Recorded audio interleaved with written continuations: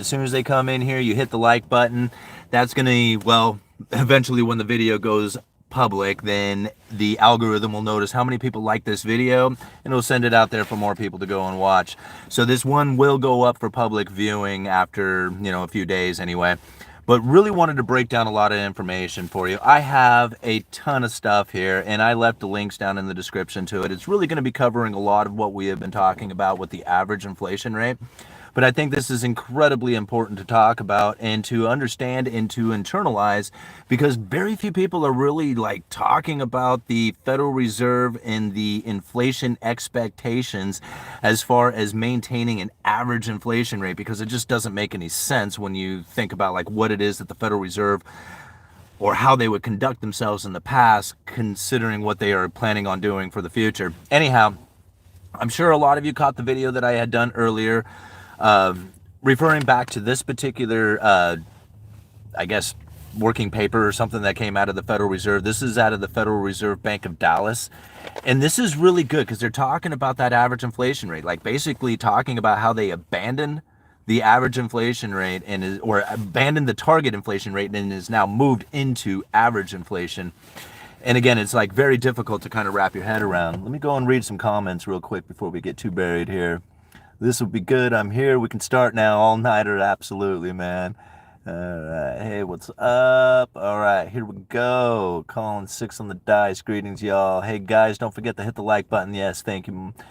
Thank you there, Dishes Every Day, whose channel is really doing quite well. She had a video the other day getting 2,000 views. It was pretty fun to watch.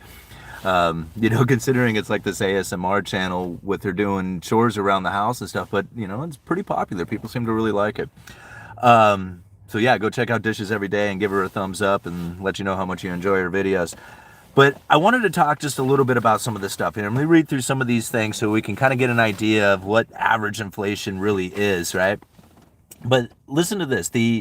And I'm sure if you've heard it, in today's earlier video, but just, we're going to reiterate it here. The Fed Jerome Powell announced the more significant changes resulting from the Fed's monetary policy framework review on August 27th, 2020. And that is this speech right here that they are referring to, new economic challenges and the Fed's monetary policy review. There should be a link down in the description for that one as well. There should be links in the description for all this stuff.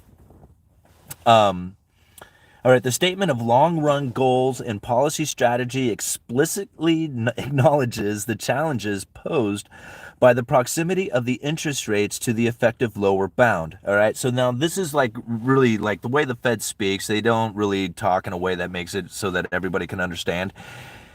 They really they make it confusing on purpose so that the regular, average, everyday person is just not going to understand it. If you are not privy already to what it is that they are talking about, it makes it very hard to grab. So right here, when he says that, the long-run policy strategy explicitly acknowledges the challenges posed by the proximity of interest rates to the effective lower bound. What they are really referring to there is the Fed funds rate getting to zero.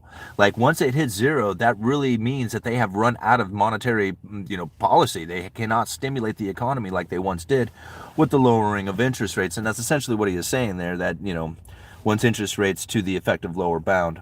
By reducing the Fed's scope to support the economy through interest rate cuts, the lower bound increases downward risk to employment and inflation. So now the Federal Reserve is mandated to do two things, right? Low and stable prices and full employment.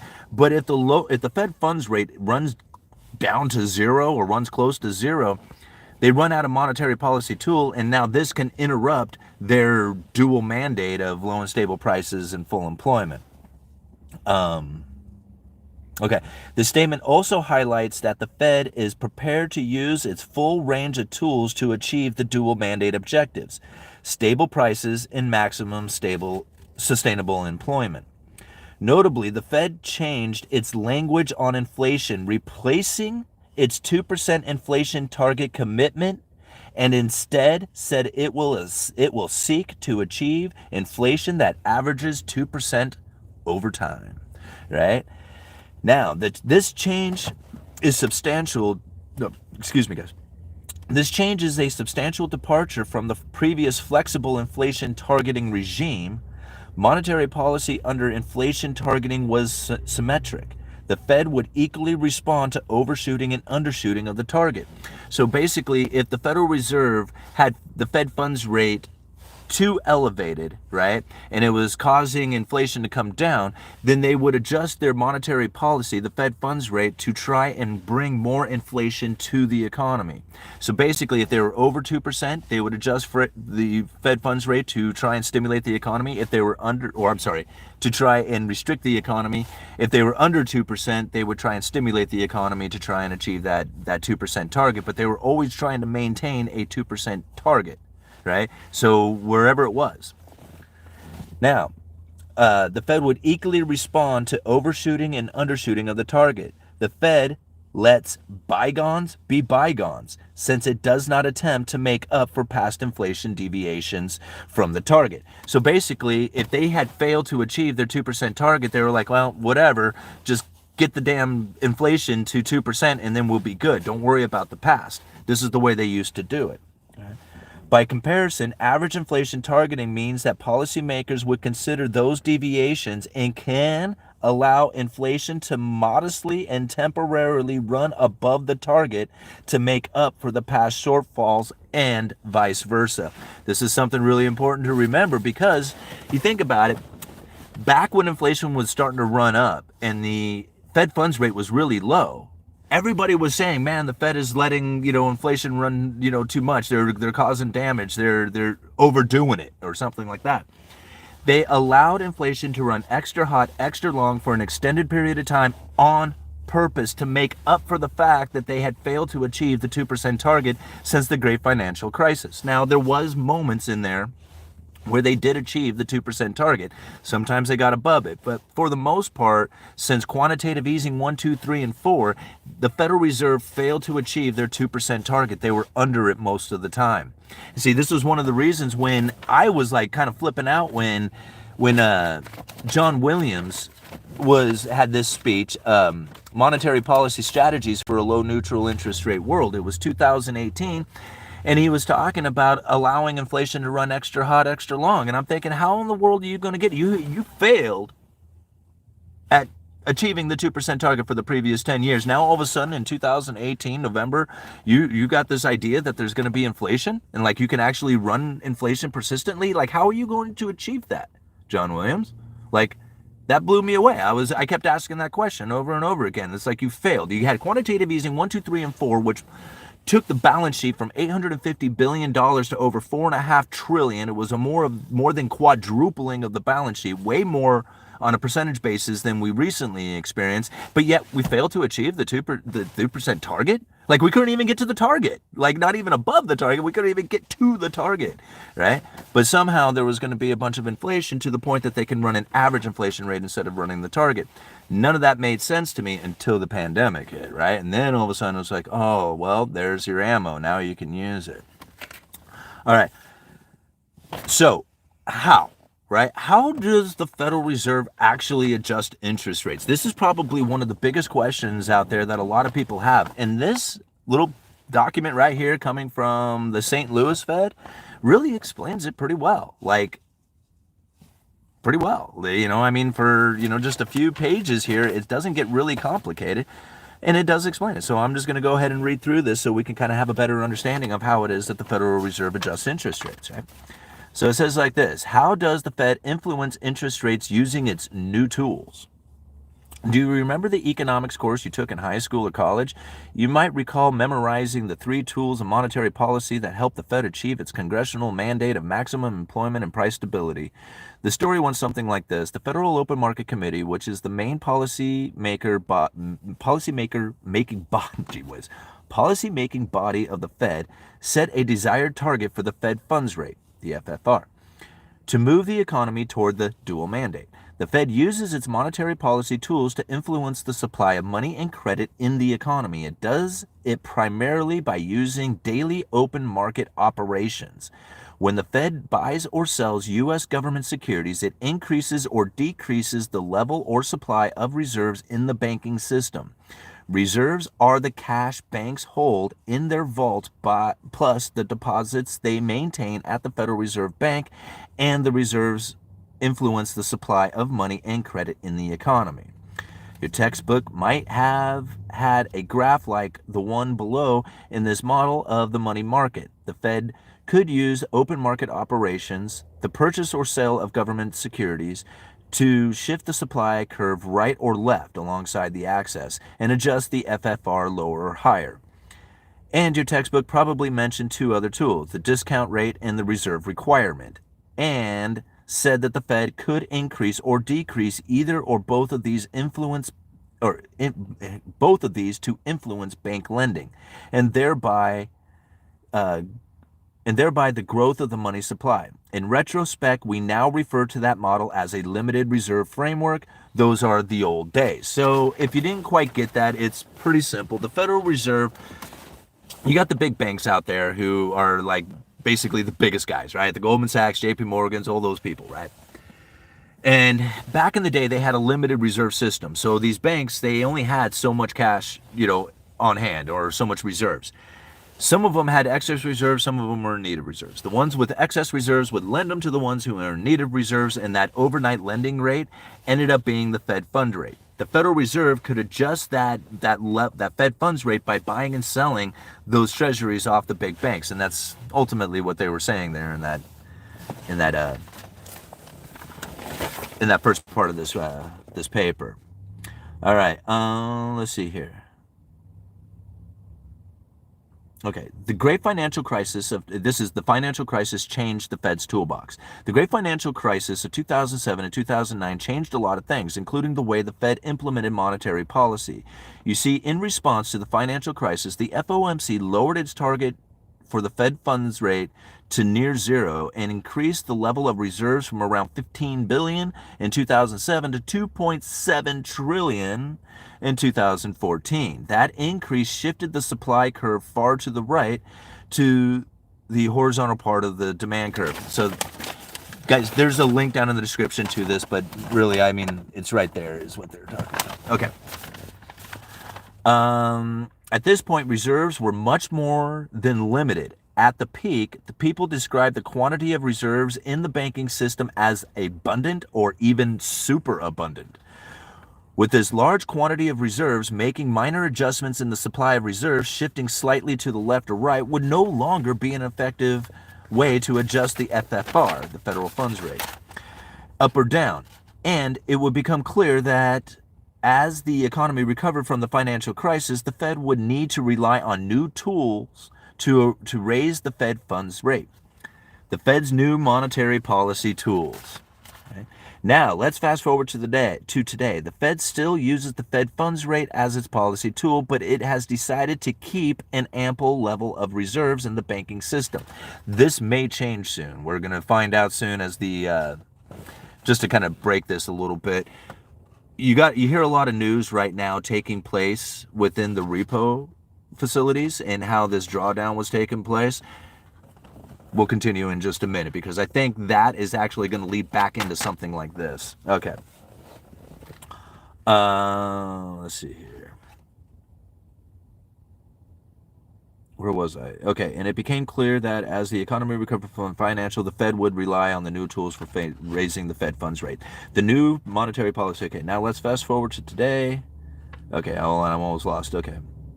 But it had decided to keep the ample reserves, here we go, in the banking system, meaning that having the supply curve always on the flat portion of the demand curve. So the Fed's method for adjusting the FFR have forever changed.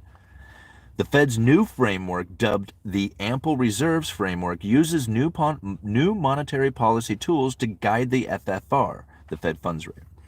The key tools are two administrated rates, i.e., they are interest rates set by the Fed rather than determined in the market.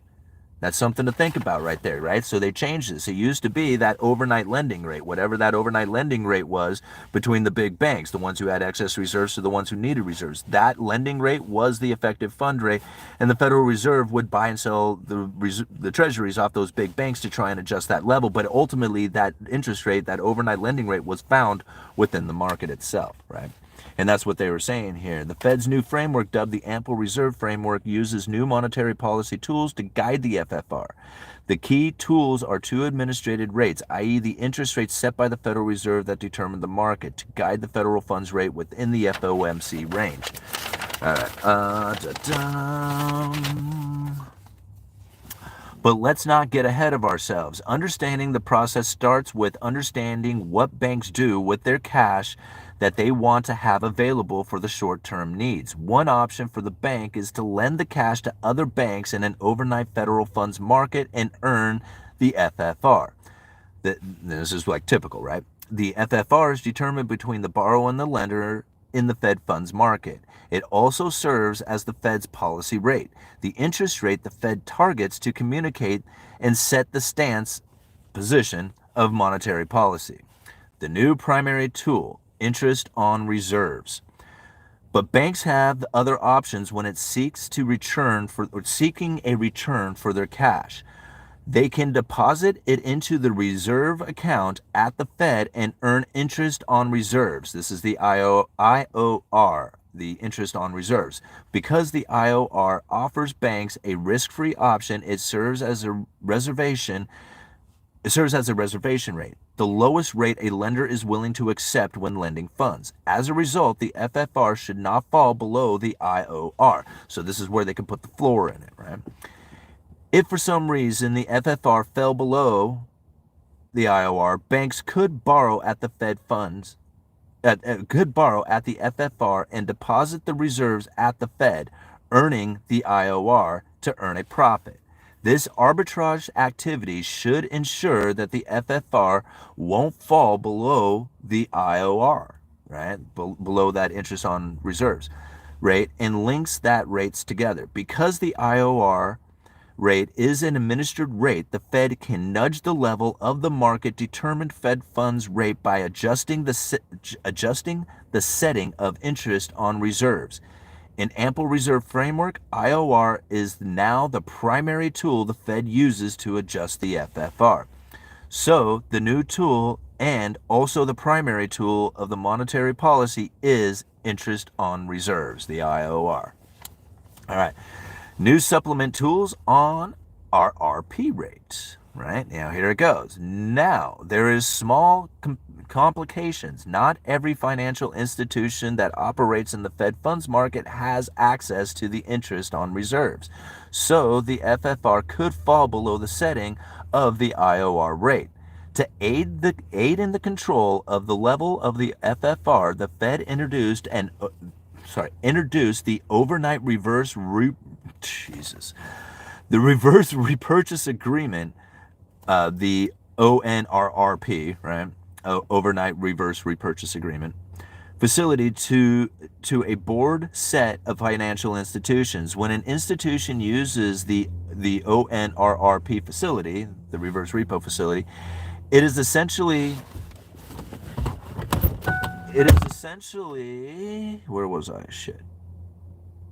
It is essentially deposits reserves at the Fed overnight, receiving a government security as collateral. The next day, the transaction is unwound. The Fed buys back the security, and the institution earns on the overnight reverse repo rate on the cash it had deposited at the Fed. All right, so I know that gets kind of confusing there, but basically they have two positions in which that this money can be channeled into, the reverse repo or the interest on reserves, right? So if you don't have access to the account on interest on reserves, then you got the repo facility. Between these two, they can channel the Fed funds rate. So now this is how they established where the Fed funds rate were, when before it was the interest on excess reserves coming from the, or the overnight lending rate coming from the big banks. All right, I'm almost done with this part of it, guys. All right. The new supplementary tool on the jeez, I am just having a heck of a time. All right, the new supplementary tool, overnight reverse repo rate. Now there is a small complication. Not every financial institution has it. Okay, we already read that part. Actually, I think we're done with that part of it, because I think that actually describes the way that they now establish the Fed funds rate. There's a bunch of other stuff in here I don't think we need to know about too much right now. Okay, so The Federal Reserve has an average inflation rate that they're shooting for. They have established a new way of setting interest rates, which is much different from what we had expected or had done in the past. And this is all because all of this is to try and raise the interest rates up above the neutral interest rate far enough to actually put a position on the Federal Reserve to be able to stimulate the economy. Like, man, that was a lot to talk about just to get to that far. But that's ultimately what their challenge was here, is that the Fed funds rate was too low to stimulate the economy without hitting the lower bound. And trying to get those interest rates up significantly was going to be very difficult on the economy without, forcing into a recession or something of that nature. However, right, we had a pandemic kick in. And that gave a much different position for the Federal Reserve to now work with, because they had the unusual and exigent circumstances of the pandemic. And this is where really everything started to change as far as how the Federal Reserve was going to be conducting themselves in the idea of where it is that they wanted to have that position for the inflation. Right? Because again, like the Federal Reserve would typically go for a 2% target, but they're not going for a 2% target now. They're going for a 2% average inflation rate over time, which is an attempt to try and get their Fed funds rate back up to a level that is significant enough for them to be able to stimulate the economy again. Essentially, they were just out of power. They just didn't have any position anymore to work. This is what I found great. Within this speech coming from Jerome Powell, right, talking about that change that they had, gone through as far as their adjustment of their monetary policy, all the stuff that we've been reading, this is what he had to say inside of this. We also made important changes with regard to the price stability side of our mandate. Our long-run goal continues to be an inflation rate of 2%. Our statement emphasizes that our actions to achieve both sides of our dual mandate will be most effective if the long-term inflation expectations remains well anchored at 2%. However, if inflation runs below 2% following economic downturns but never moves above 2%, even when the economy is strong, then over time inflation will average less than 2%. Households and businesses will come to expect this result, meaning that inflation expectations would tend to move below our inflation goal and pull realized inflation down. Right? We can't have inflation expectations, right? Households and businesses will come to expect this result, meaning that inflation expectations would tend to move below our inflation goal and pull realized inflation down. To prevent this outcome and the adverse dynamics that could ensue, our new statement indicates that we will seek to achieve inflation that averages 2% over time. Therefore, following periods when inflation has been running below 2%, appropriate monetary policies will likely aim to achieve inflation moderately above 2% for some time. All right. And I just love saying that, because this is what they say the Federal Reserve says that every time, 2% over time. All right. Okay. Now, this is something that I found very interesting. In seeking, this is the best part, right? Because everybody wants to ask, well, how do they figure out average inflation? Right here, he tells you, right? So listen, this is exactly how they figure out how the average inflation works. In seeking to achieve inflation that averages 2% over time, we are not tying ourselves to a particular mathematical formula that defines the average. Pretty good of you, right? Yeah, we're seeking average inflation, but we're not going to tell you how we're going to figure out that average. In fact, we're not going to even tie ourselves to any particular mathematical formula that figures it out, so there's no way of knowing it. They straight up say it. We're not going to tell you how we're going to do it. We're just going to tell you that it's average 2% now. All right. So anyway, I found that to be pretty good. Let's see. What else do I got in here that I wanted to bring up? I think that's good for just a moment. Let's go ahead and find out what's going on here in the chat, because I'm already 24 minutes into this. All right. Here we go. All right. Hey, you guys, don't forget the button. There we go. Okay, good dishes. Thank you for all you do. Well, thank you, Carlos, man. I appreciate that. Neither. And zero is already negative when adjusted for inflation. That's right. The Fed considers losing 2% a year as stable. Yeah, I mean, I don't know where this idea that a 2% inflation rate is a stable rate of inflation. Like, I mean, it kind of seems reasonable. Like 2% inflation. Like, if you think something is growing at 2% a year, it would take like what, 35 years to double. So that's pretty slow. I mean, that's a nice slow pace. I mean, that's a lot to double, but it's not like, unreasonable. I mean, we had prices double in a matter of, a few months, so like, a 2% inflation over the course of a lifetime, if it was to maintain 2%, probably wouldn't be that dramatic. Like, it would have some, impact, but I wouldn't imagine it being that dramatic. But they can't maintain a 2% average inflation rate, or they can't maintain a 2% inflation. It's just like, they've never done it, like, ever, So I don't know, like, where that comes. Let's see here. UE, you are crushing it. Thank you for everything you do. Well, thank you. What is it, Eric? I really appreciate the comment, man. I mean, I put this stuff together because I really want to understand it. Like, I really want to know what it is that the Federal Reserve is up to. I've listened to so many economists in my life. Like, I mean, all of them. Like, I mean, I was addicted to this stuff. Listen to everybody constantly. And I found that I was still very confused, right? Especially because I was involved in politics at the time too. And then once I started like just pushing all the stuff away, just pushing all the noise out there, and I'm like, man, I'm going to try and figure this stuff out for myself. I'm going to start reading these speeches. I'm going to start reading the documents and try and figure out what this monetary policy really is all about. And I tell you, I'm zeroing in on it. Like, I mean, I feel that I am zeroing in closer on this than just about anybody is. I mean, unless you're actually working at the Federal Reserve, I don't know anybody who is pouring through these speeches and documents and trying to put the strategy together, even though they don't have like a set, like, this is our strategy, right? I mean, I'm piecing it together from all the words and parts and pieces and all that other stuff. Like, here's another one. This is kind of off topic a little bit, but I think it still kind of applies because it's going on so much here. But talking about like going into a digital currency, right? Again, this is coming from the Federal Reserve. Where is this from?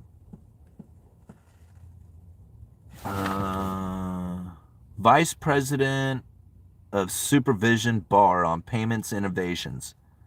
I didn't leave a link in the description to this one. I just happened to find it sitting here. But listen to this. One innovation that crosses both payments provisions and bank safety and soundness issues is stablecoins, which can also be described as digital tokens that aim to maintain a stable value relative to a government-issued currency, such as the US dollar. When an asset is pegged to a government-issued currency, it is a form of private money.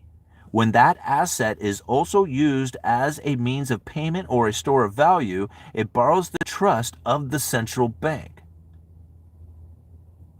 So the Federal Reserve has a strong interest in ensuring that any stablecoin offerings operate within an appropriate federal prudent oversight framework, so they do not threaten the financial stability or payment system's integrity. So does it not sound like they are planning to deal with stablecoins? I mean, that's what I got out of that. It's just like, man, these stablecoins are coming. We better figure it out because they're going to be tying into the monetary policy, and that's going to be an issue for us. But then one of the other things that I've also heard is like, even if you had stable coins or anything that is pegged to the dollar, any monetary policy shifts or changes that happen to the dollar would then transfer into anything that's pegged to the dollar as well. So this could be a, kind of like a preliminary thought of like, man, we better get these stable coins into a position in which that our monetary policy will then start transferring through those stable coins so they're not a pain in the ass, right? I mean, that's kind of what I got out of that. So. All right, moving on here.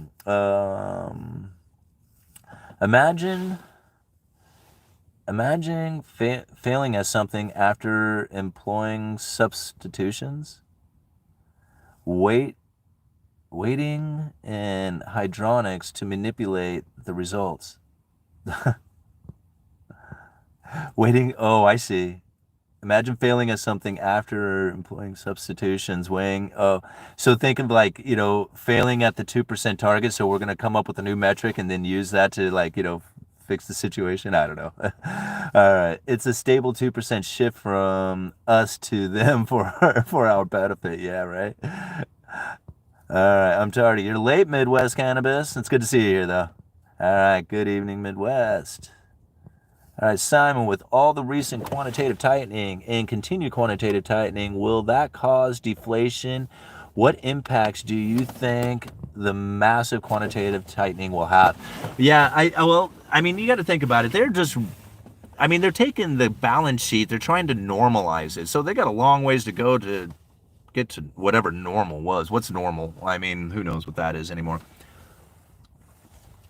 So the quantitative tightening, this is really like, if you go back and you think about quantitative easing 1, 2, 3, and 4 and why it failed to produce the inflation scenario that the Federal Reserve was looking for, is because most of that money ended up in the big bank's balance sheet and never really actually entered the economy, right?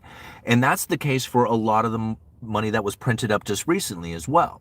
Right? They loaded up these banks. These banks were sitting on ample reserves. Everybody was loaded on this cash, so much so that they actually had to have the repo facility for a place to throw money into. Right? So when it comes to quantitative tightening of a sorts, right, there's a long ways to go before the monetary policy shifts back into that limited reserve system. Right? There's a lot to pull out of there. The impact to the economy itself, like as far as the people and the cash that's out there, I think that's probably going to end up being more in the concern of whether or not you're able to get a loan. See, there's plenty of money out there, right? That's probably one of the things. Like, there's no shortage of money, right? It's the access to the money. That's the difference, right? And the access to the money comes in the form of interest rates. Like low interest rates means that you have better access to it, right? Because you can pay the money off, or lower credit ratings, all this other stuff. But higher interest rates, all of a sudden, now there's tougher lending standards and it's more difficult to acquire that loan. But that's essentially what it is. There's all kinds of money out there, but it's your access to the money that's the difference. So the quantitative tightening is reducing the access to the money because the interest rates are moving up due to the fact that there's less available. Like if you have money just flowing everywhere and everybody's looking for a place to go with it, then it makes it really easy. Like interest rates fall, everybody's just like, hey man, I'm willing to, take whatever interest rate I can get because there's so many people just willing to throw money out there. But the less people are willing to throw money out, right, less places to put it, then the interest rates start moving up. It's like risk of anything, right? If everybody has it, right, and they're trying to find a place to go with it, then there's all kinds of money to be had, right? But the moment that it starts to reel in, people start getting worried about it. They don't want to lend out that cash anymore. This is risk, right? So with risk comes reward, higher interest rates. So the quantitative tightening that I see right now is going to continue to push those interest rates high, right? Or keep them elevated. Just simply from the fact that people just don't have as much cash, or they're worried about the cash that they do have and a place to go with it, right? If you're not worried about it, think about it. Like when everybody got a stimulus check, like money just flew. Like everybody's like, we're just flying, it just flew everywhere. But now there's like concern, right? So everybody's like real stingy with it. And that's ultimately what's going to be when you have quantitative tightening, is that everybody's going to be in a stingy position from it, worried about whether or not they're going to be able to borrow money into the future, or the interest rates that they're going to end up paying from it. At the end of it, like, it will result in liquidity crisis. Now, I don't see that happening at this time, but I do imagine that's probably going to be taking place at some point in the future if the Federal Reserve continues with their quantitative tightening. That liquidity crisis is going to come from the demand for the dollar that is outside of the United States. That's what I believe anyway. I don't know if that's going to be the actual case, but that's certainly what I believe. And I do have to wonder at times if the Federal Reserve could even print at a pace that is fast enough to cover all the debts that are due in dollars that exist outside of the United States. It's a very tricky situation. Now, if the Federal Reserve was to, if you were to think about it in this fashion, that the Federal Reserve printed up an insane amount of money to make sure that everybody was cool, that there would be enough money to cover all those debts, right? All these debts that are written outside of the United States.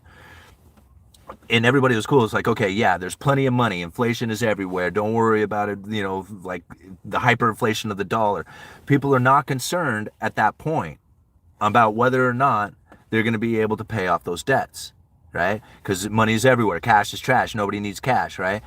But the moment that that starts to reel in, that starts to tighten, now you got concerns happening out there with defaults and all that, right? So, you know, China's a great example of this. As the money's starting to tighten up, a lot of their property developers who had taken out loans in dollars were not able to find the dollars to pay those loans back, and that started creating the, you know, the default issues and the collapse of their real estate industry and stuff like that. All the building, you know, new construction market, all that stuff started to fail dramatically on account of that. So quantitative tightening, yeah, it's reeling in the cash. At some point, that pain, that stress will get noticed, right? And the people will be like, oh crap, there's not enough dollars to cover all these debts. And if that starts to take place, then you're going to really start seeing the liquidity crisis start to ramp up, as people are going to start selling off of whatever they can in order to get out of the debts, knowing that the dollars are going to become very difficult to acquire to pay their debts off. And they'll just start selling out of assets and trying to get out of debts, and the demand for dollars will really start to ramp up.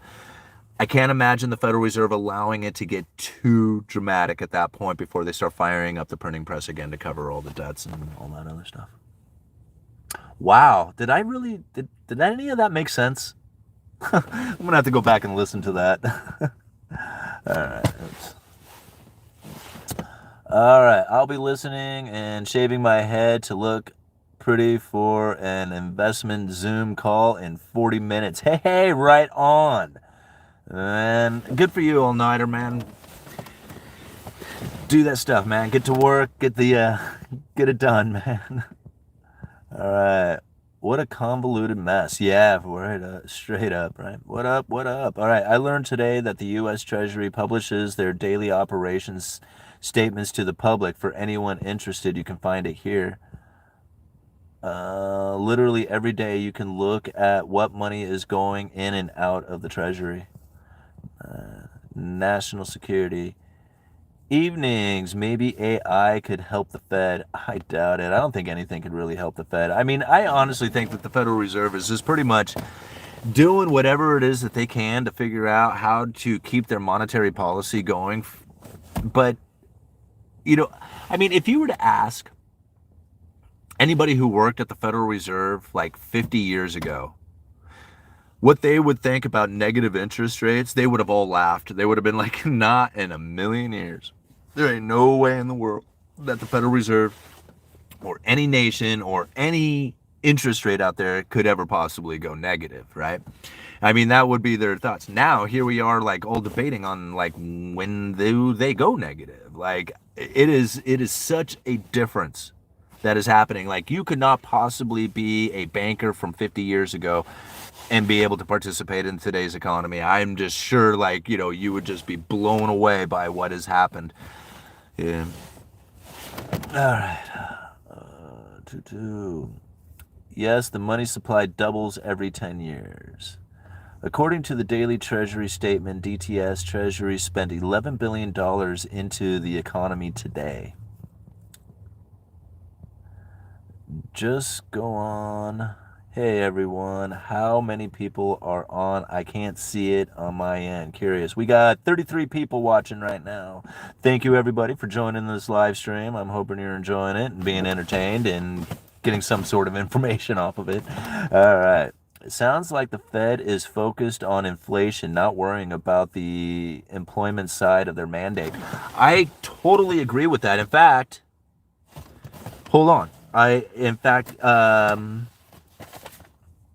think Jerome Powell actually refers to that in his speech here. Let me see if I can find it, because he's talking about how the employment was one of their major concerns. They would look at like the Phillips curve to determine, like, you know, whether or not they were going to start causing a lot of pain within the economy. Because if they could adjust the employment rate, like, this is kind of how they used to look at it. If they can adjust the employment, get more people working, that's more people getting money that they could spend into the economy. With the money going into the economy, it raises consumption. right? Next thing, you got supply issues, so consumption raises the inflation. Then, if you wanted to bring inflation down, you would have to create a situation in which that the unemployment would begin to rise. And this is how the Federal Reserve would try to adjust inflation, was by either getting people hired or fired, which, of course, they wouldn't say it like that, but that's ultimately what it was. Well,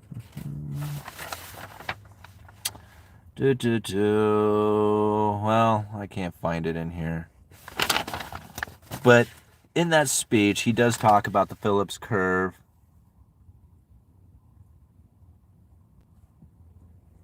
The persistent underinflation of families.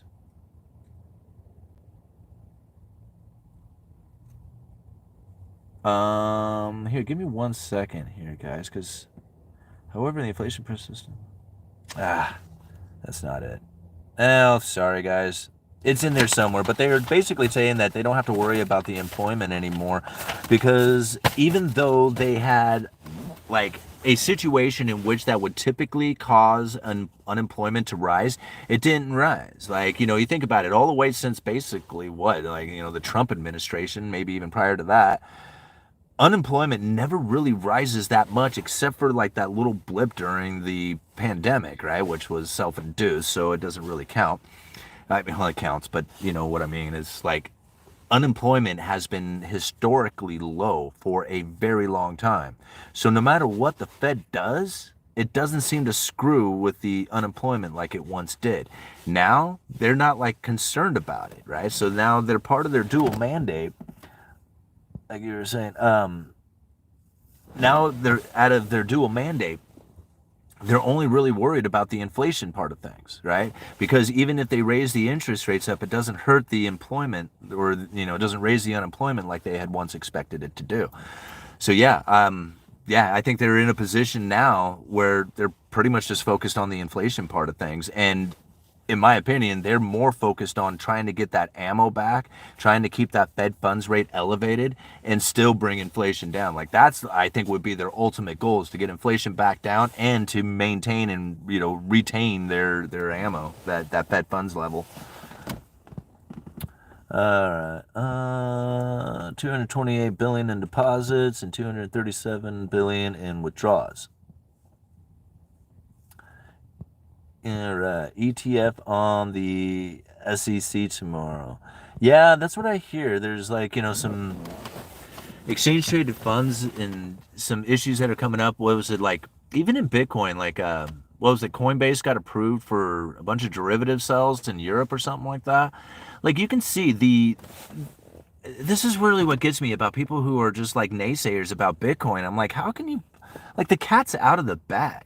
It's not, it's out. It's done, man. It's happening. Like there's no denying this at this point. It was just like, oh man, that thing's going to eventually go away as it just continues to get bigger and bigger. I mean, the networking effect is just growing on it. So yeah.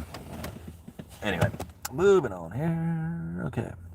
Oh, there's been 9 trillion in deposits to the Treasury in the current fiscal year already.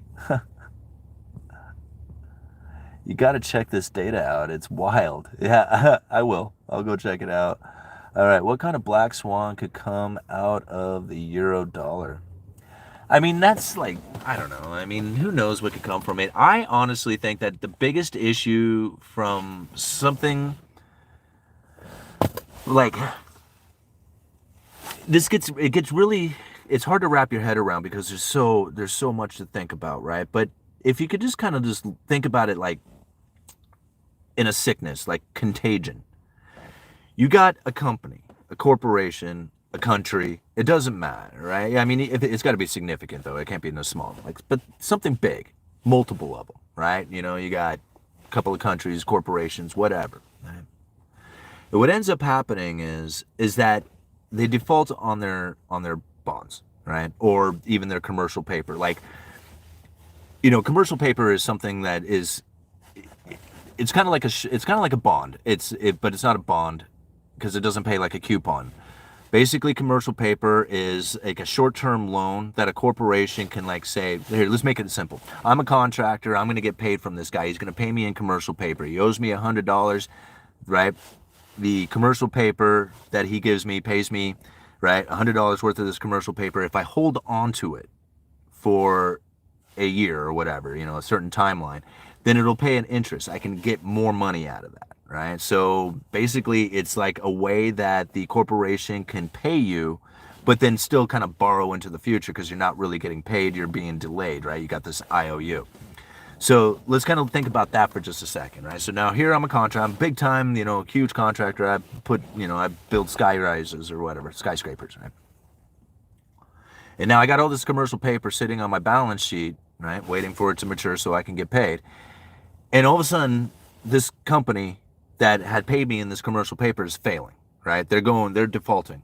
And now this commercial paper isn't worth the dollar that it says it is, right? Or that it's going to be. Now it's only worth 34 cents on the dollar, or even worse, like 20 cents on the dollar, or nothing on the dollar, right? But the point being is that the value of this commercial paper has fallen dramatically on account of this company that had paid it out is defaulting, right? They're not going to be able to pay that commercial paper back.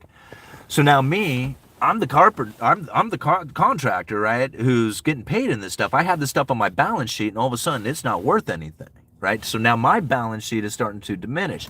The loans that I have, right? The bonds that I have sold out there, now I'm having difficulty paying those things, right? So the people who are holding those on their balance sheet, they're not going to get paid, right? So their balance sheet starts to fall, and the same thing happens to them, the loans that they have out there.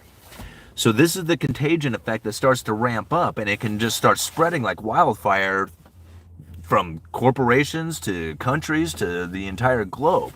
And nobody knows like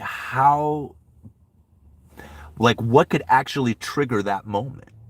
Right? Like what could be the catalyst to fire that thing off to, so all of a sudden you have this domino effect of contagion of defaults that are spreading around the world and you just can't stop it, right?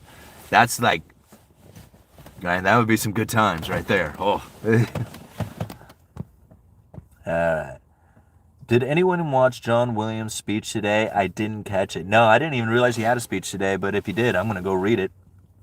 I think since we are in an election year, the Fed will drop interest rates at least by 1 point this year. But overall, I think interest rates are going to stay at 4 for a while. I don't see it. I don't see where the Federal Reserve is going to do anything for the administration. Like, not any administration out there. To try and do that, to adjust monetary policy for an election year, would absolutely screw up the process of their monetary policy for average inflation rate, right? I mean, basically the idea behind this is that we'll make the economy good so that everybody will feel good, so that they will be happy with the administration and then they'll vote for them. The only problem with doing that is that if you create that kind of pleasure, you will experience some serious pain from it. And the Federal Reserve knows that if they go in to start screwing with the monetary policy to try and make it accommodating for people to be happy, right, that is going to result in some serious backlash from it. I don't see anything within their statements, past, present, possible future statements, anything has anything to do with the president and the re-election. Like, I have never heard that coming from the Federal Reserve. I hear a lot of politicians saying it. I hear a lot of people who are very involved in politics saying it. I hear economists saying it, but I cannot find anywhere in the Federal Reserve even the hint of something like that taking place, because I would be all over. I'd be like, look it, they said it right here, right? But I can't find it anywhere. So it turns into an assumption that that's what they are going to do, because I can't find anything that says that, right, at all. And so I don't believe it. I don't believe that they are going to adjust monetary policy to try and make it accommodating for a presidential election. I mean, I know a lot of other people might shake their heads and go like, dude, you're crazy. There's all kinds of like evidence of it. I can't find it. Not from the Fed anyway. So maybe other people are saying it, but not the Fed. All right. And that's not to say that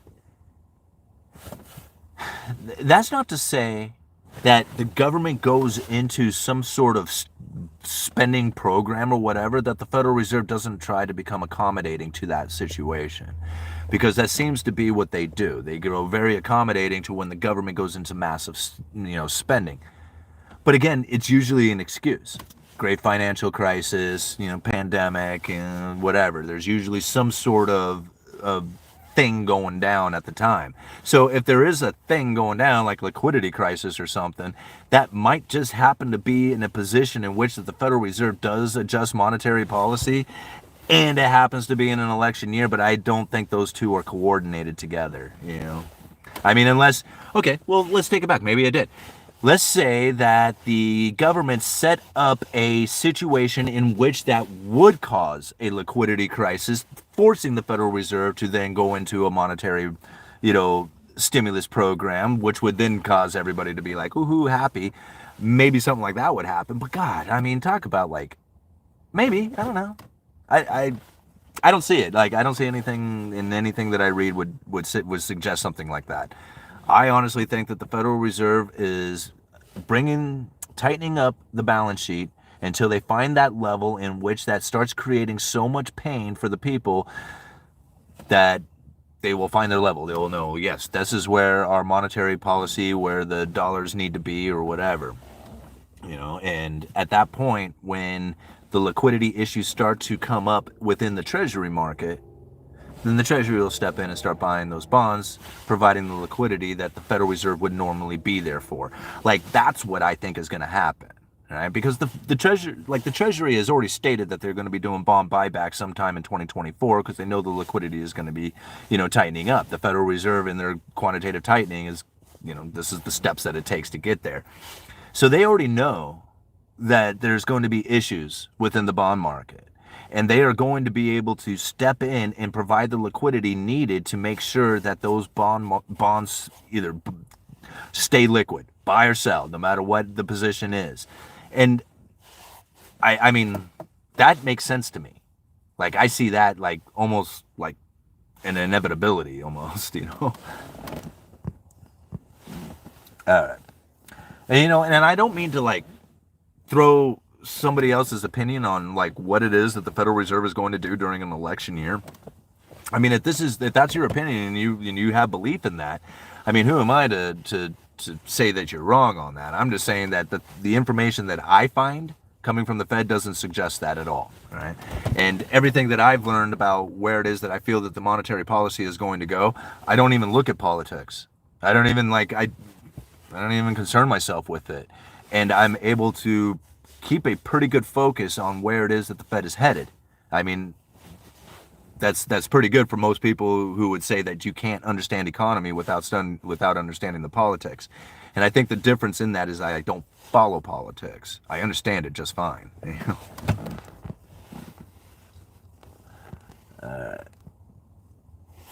Can people call in and ask questions? At this point, we can't, because I just have my phone that I'm using for the stream, and so that would be the device I would need to answer the phone calls. However, I usually do put like like today, this one kind of went up a little late, but I do try to post like the live stream, set that up ahead of time so that people know that it's coming. I guess at that point you could email me questions, or you could have like questions prepared in the video for when it fires up. It would be right there. But it will be cool to at some point maybe set this up in a Zoom type of meeting, in which that I could have like Zoom callers call in, and we could actually have like guest people, calling in and interacting and and engaging in the conversation that way, which I think would just be fun as could be. All right. You said a long time ago why the Fed wants inflation. Could you explain that again? Yes. Okay. Great question. Let's do that. Right here, this is a great speech. Okay. Again, it's one of them. I mean, I'm going to wear this speech out. If I do not have this thing memorized at this point, I don't know. I don't know. I'm pretty sure I do. But here's the thing, right? So I'm just gonna read this line again, and then we'll talk about it, right? It says here, today we face an altogether different set of problems stemming from a very low neutral interest rate. That's the key. A very low neutral interest rate. It's not the inflation rate, not the whatever, the neutral interest rate, Okay, just remember that for just a second. This is the short-term real interest rate consistent with an economy operating at its potential alongside low and stable inflation. The neutral interest rate is the rate in which that the Federal Reserve is neither accommodating nor restricting the economy. They are neutral, right? They are like perfect, which never happens, right? Because nobody knows exactly where neutral is, so therefore you can never possibly be perfect, right? All right. Ironically, the problem we need to solve these days is the risk of inflation that is persistently too low rather than too high. Today's low neutral interest rate reflects the culmination of trends extending back 25 years. A quarter century ago, a typical estimate of the neutral interest rate or the neutral rate in the United States was 2 to 2.5%, consistent with the historical average over the preceding half century. Since then, however, there has been a clear downward trend in the neutral interest rate in the United States and other advanced economies, with current estimates ranging from 0 to 1.5%. All right, now this is very important to understand. Let me see if I have another. I can't remember if it's in here. Let me just give me a second here to find it,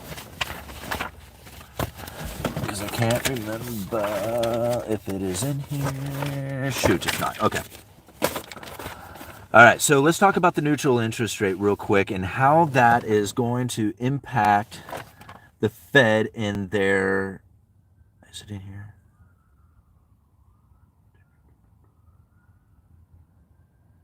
No. All right.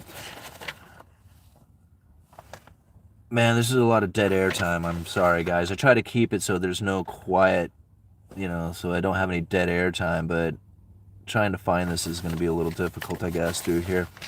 Okay, so moreover, okay, let me see, is this it?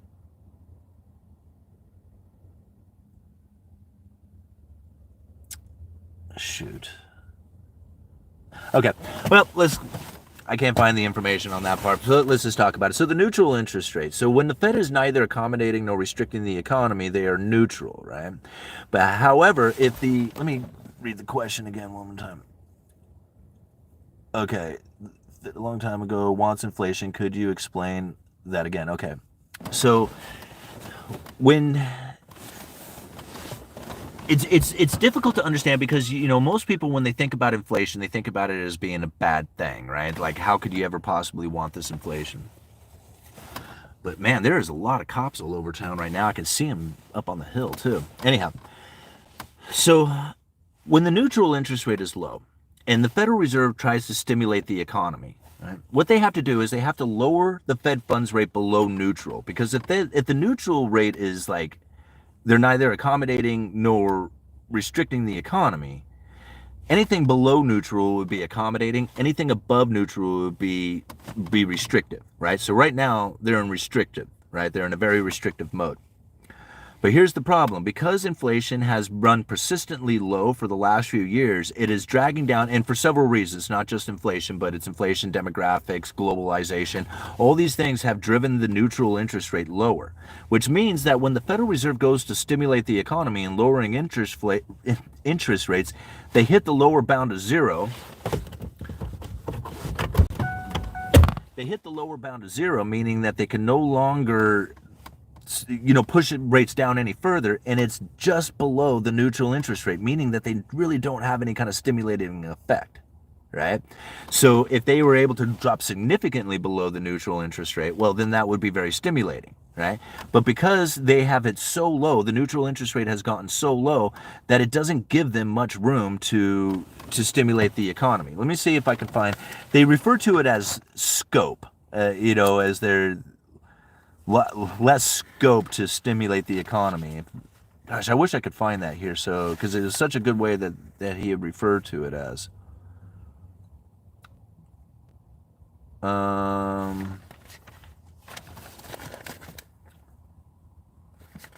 review. Shit. All right. So if you cannot stimulate the economy by lowering interest rates, well, now you're sitting in a position in which that you got to use other tools, right? And this is where the quantitative easing came in. This is where the job owning, the forward guidance came in. All this other stuff that they could try to use to stimulate the economy other than the lowering of interest rates. So now it's a matter of trying to find that inflation, right? Because if you can find inflation, if you can get inflation to come back, well, then you can raise your Fed funds rate up, right? Because you think about it, they're at zero. They're like, guys, what the hell are we going to do to stimulate this economy? I mean, we're at zero. Well, let's use a bunch of words and printing press. Let's figure this thing out, right? They were really like concerned about it. I mean, it was like, it was all the way back to Ben Bernanke. He knew that this moment was going to come, right? I mean, it was that speech from 2001, so this wasn't a surprise, but they knew that they were running out of the Fed funds rate, like the Fed fund ammo.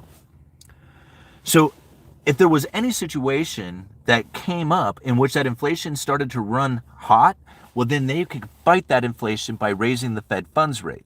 Well, that happened, right? So now they got the Fed funds rate significantly higher than the neutral interest rate. Something interesting that starts to take place from that is that if you have the neutral interest rate far below the Fed funds rate, and you have rampant inflation taking place, the neutral interest rate begins to rise. All right? Now, this is something very interesting to think about because nobody, not even in the Federal Reserve do I hear them saying this. I mean, they might make a little suggestions here and there, but you can hardly even pick it up. But this is something that I found very interesting is that if the Fed funds rate goes flat, right? They're like, hey, we don't know if we're going to raise rates, lower rates. We don't know. We're just like, we're going to kind of sit here and wait and see kind of thing. Well, the neutral interest rate continues to tick up. Right? Especially if inflation is still running rampant, which it is, right? I mean, it's not running rampant to the 7-8% like we were experiencing, but, it's still above the 2% target, so it's still elevated, right? Neutral interest rate is rising. The more it rises, the closer it gets to the Fed funds rate. Think about this. That gap between the two begins to diminish. That is less restriction taking place. You wonder why the Federal Reserve is so concerned about lowering interest rates. Like, listen to John Williams, listen to Michelle Bowman, listen to Christopher Waller. Like, these are all the voting members of the FOMC. Listen to their statements. They are somewhat concerned about lowering interest rates and having inflation ramp back up. Well, nobody's talking about it from that point of view about the neutral interest rate rising. See, I also think it's also going to come from the fact that there is a slowdown in global manufacturing happening out there, and you're going to have the real shortages kicking in, which is going to add to the inflation pressure. But these two things could be happening simultaneously. I mean, we don't know. So this is where the Federal Reserve really needed to have that inflation happening, right? They had to have inflation running persistently high in order for them to move that Fed funds rate up to have their ammo back. Otherwise, they would have been out of monetary policy. Like, it would have been over. It would have been they would have had to throw their hands in the air and say, that's it. Or go negative and hope and pray that the cashless society would not be, pushed back against or something. Like, I don't know exactly what the Federal Reserve was going to do. Like, this seemed to be their only option. And it worked out pretty well for them, as far as I can tell. Like, they got their ammo back. Everybody is under the belief that the inflation is going to be, be running into the future. Like, the inflation expectation is now well anchored like they wanted it to be. To me, like, the Federal Reserve got everything that they wanted. Like, everything. No matter how, like, damaging and devastating and all the other stuff was, they're sitting back there going, we did it, boys. We got our ammo back. We got the inflation coming down. We nailed this thing, right? And everybody is saying that they made a mistake. And I'm like, nah, from day one, this was planned. Like, they knew this was all going to happen down like this. That pandemic, that was a really strange one. Like, that's the only thing that really gets me on this one is, like, I don't want to say that they did it on purpose. Like, that's the last thing that I want to say, because I've already gone through all the conspiracy rabbit holes that I'm going to go down. The government does stuff like this, right? I know they do. I've seen too much of it in the deep dives that I have done to say that the government doesn't behave like this is BS, right? Absolute crap. They definitely behave like this, right? Where they do this sort of thing. However, I don't want to be the accusatory one. I want to find the evidence of things, right? I don't want to say, well, it's obvious they just did it on purpose. No, I got to find proof before I'm going to say something like that. I mean, I might believe it, but I'm not going to come out here and just say, like, oh man, they were all, no, right? But the execution of the of the monetary stimulus, the bailouts, the whole, like, the whole thing was so complicated, well orchestrated, and executed so fast. There is no way that they made that thing up on the fly. They went war, natural disaster, oh, pandemic, cool. Whoa, right on. Stimulus packages and special purpose vehicles and stuff. Wow, this is gonna be fun. Right? That's because there's no way else they would have been able to do it. They couldn't say, like, let's evaluate the situation, see where we're at. Maybe we could use special purpose van. No, it didn't go down like that at all. They knew exactly how to pull this thing off, and they did it exquisitely well. Exquisitely well. And I'm not trying to give them any kind of props or anything, like saying, oh man, the Federal Reserve, those are some smart dudes over there or whatever. I'm not trying to say that at all. All I'm trying to say is like the evidence that I am finding here this was well orchestrated. I mean, like, either that or they have the ability to make decisions on the fly that are beyond belief. Like, I mean, because it doesn't happen like that. No way. All right. Can you rewatch videos? Got on late. Yes. What is that? Michaela? Yes, absolutely. By being a member of the channel, you will always have access to all the membership videos and all the public videos and stuff. So even if I was to not make this video, this live stream public, you would still have access to it because you're a member of the channel. So as long as you're a member of the channel, you'll always have access to these videos. I will probably make this one public at some point, in, a few days, 5 days, whatever. Just give it a little bit of time. I really want to make this special for us, the members, for what it is that we're trying to do here, trying to understand the stuff that we're asking questions, talking within the chat itself. I want this to be a special place, right, that we can go to really knock this stuff out. Like a lot of times when we're in like a regular live stream, which are great too. I mean, I love doing them, especially when we get, a couple hundred people up in there. But the chats can get so filled up that it makes it very difficult to stay on topic, stay in focus.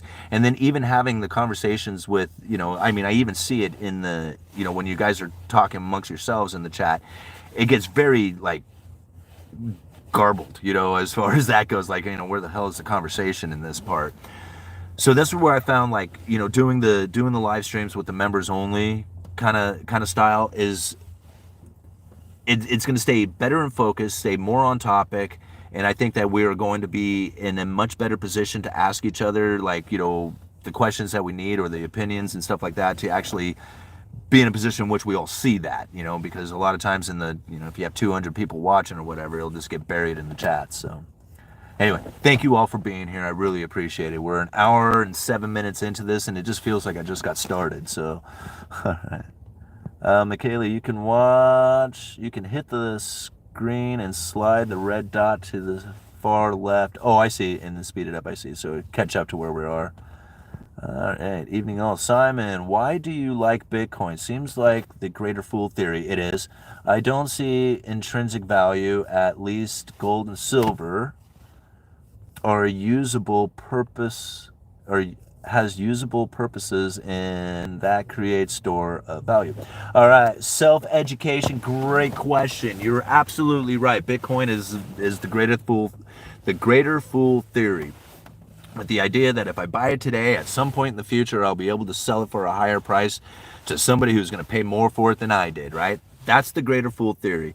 Gold has the same thing. Gold and silver do, right? You're right. They do have a usable quality to it. I mean, especially silver is the second most vital commodity known to man. Absolutely required for our way of life nowadays.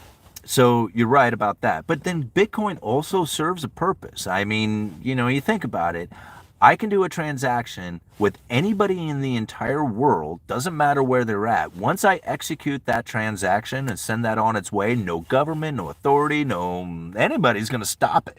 Now, they might be able to see it and they might get pissed about that and, whatever. But the point being is that they can't stop it, right? That's pretty cool. right? That's something that you can't really do with gold and silver. Like, it can physically stop you, but if you send that thing, you know, you make the decision that you're going to send some money in Bitcoin, it's going, it's happening, all right? And not to mention thievery, right? This is a really unique one, right? Because not a lot of people, I don't think about it this way. Gold and silver can be stolen from you, you can lose it, it can disappear, right? Bitcoin can disappear too, but if you can keep that private key, right, and you don't lose that private key, then most likely you're probably not going to lose your Bitcoin. It's forever on the ledger, right? I mean, as long as you have that private key and you can generate a wallet, then you're going to have your access to your Bitcoin, right? And I mean, I have faith in that. Like, I believe in that stuff. I'm not a computer guy. I'm not techie. I don't understand how computer programs work or how to write code or anything else like that. But the people who I have talked to who do know that kind of stuff believe in that Bitcoin as well in that fashion, and says that, you know, this thing is not going to disappear so long as you can keep that private key secure. Well, here's another thing. Take that private key and memorize it. Now, it is long, 64 digits or whatever, characters, you know, numbers and letters, but you can memorize it. It's possible, right? And if you memorize it, now you can carry all your money around in your head. Think about that for just a minute. Go to jail, cross borders, get robbed, all that other, they ain't getting it. No matter what, they're going to be like, dude, we are going to confiscate everything you own. We'd be like, yeah, you ain't confiscating that. Right? Can't get to it. It's locked up in my nugget forever, right? And as long as you don't forget it, you know, then that's where it'll be. And you can carry all your money around in your head. That's pretty cool. Like, there's nothing else in the world that can do that, right? But now we got to decide which one's better, right? Bitcoin or gold? Okay, this is what it comes down to. Gold is a physical item, can sit right here, right? And it can be right in front of me. Bitcoin is a computer entry. It sits out there on the ether. So now, if you were to take Bitcoin and make it disappear, gone forever, never even existed, well, the gold would still be here. It'd be sitting right here in my hand. No problem. Now, if you did the same thing with gold, you make gold disappear. Boom, go away. Never have it, don't have it. Just all of a sudden, just gone, right? Bitcoin would disappear too. Kind of interesting to think about. So which one's better, Bitcoin or gold, right? Gold can exist without Bitcoin, but Bitcoin can't really exist without gold. Gold wins, right? But I still like Bitcoin. All right. Just coming on, I always miss the actual live session. Well, you're here right now, so, you know, yeah, you missed the beginning, but that's okay. You can rewatch it.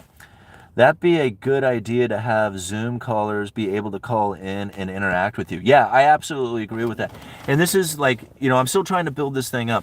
You know, it's amazing on how far I'm able to get this channel, build this thing up. And the only thing I've ever used was a cell phone. For all my research, for my videos, for everything that I've ever done, the only thing I've ever used is my cell phone. So, you know, this is something that I like. When I try to encourage people to like, everybody should have their own YouTube channel. I really believe that. I think that there is, like, you, an individual, have a hobby, have a passion, have a mastery that you have figured out. You could show that off on YouTube. And not everybody likes to be in front of a camera. Not everybody wants to put themselves out there in public and stuff like that. I totally get it, right? But here's the thing. There's a lot of people who do. A lot of people who wish for a YouTube channel, saying, man, I wish I had a YouTube channel. I'd like to put out content and do all this other stuff. Do it. Just do it. You don't need anything. I did this entire thing with the cell phone. I started off with a $100 iPhone 6. It was used, right? I bought it for $100. I used the Works Wi-Fi to upload the video. Like, I mean, you don't need much to do this thing. What you do need is to be persistent. You need to be authentic. You need to be, you know, true. Can't be fakery. Like, I know this channel never would have made it if I tried to make videos that I thought everybody would want to see. If I was trying to put videos out that I think people would want to see, it would fail. I didn't do that. I put out videos that I would want to see. right? If I put out, like, I want to put out information that I would want to find, like I would want to see this information out there.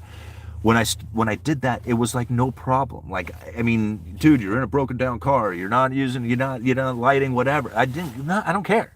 Right? I didn't care about any of that stuff. My point was to get the information out. That was my whole goal, right? Just get the information out no matter how you do it.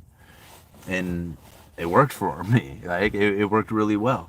And that's what I find, like, from a lot of people out there, it doesn't matter really what you're doing, right? If you go out and you are attempting to provide some sort of value to the world, right? No matter what it is, like, there's so many things that you can bring value to this world.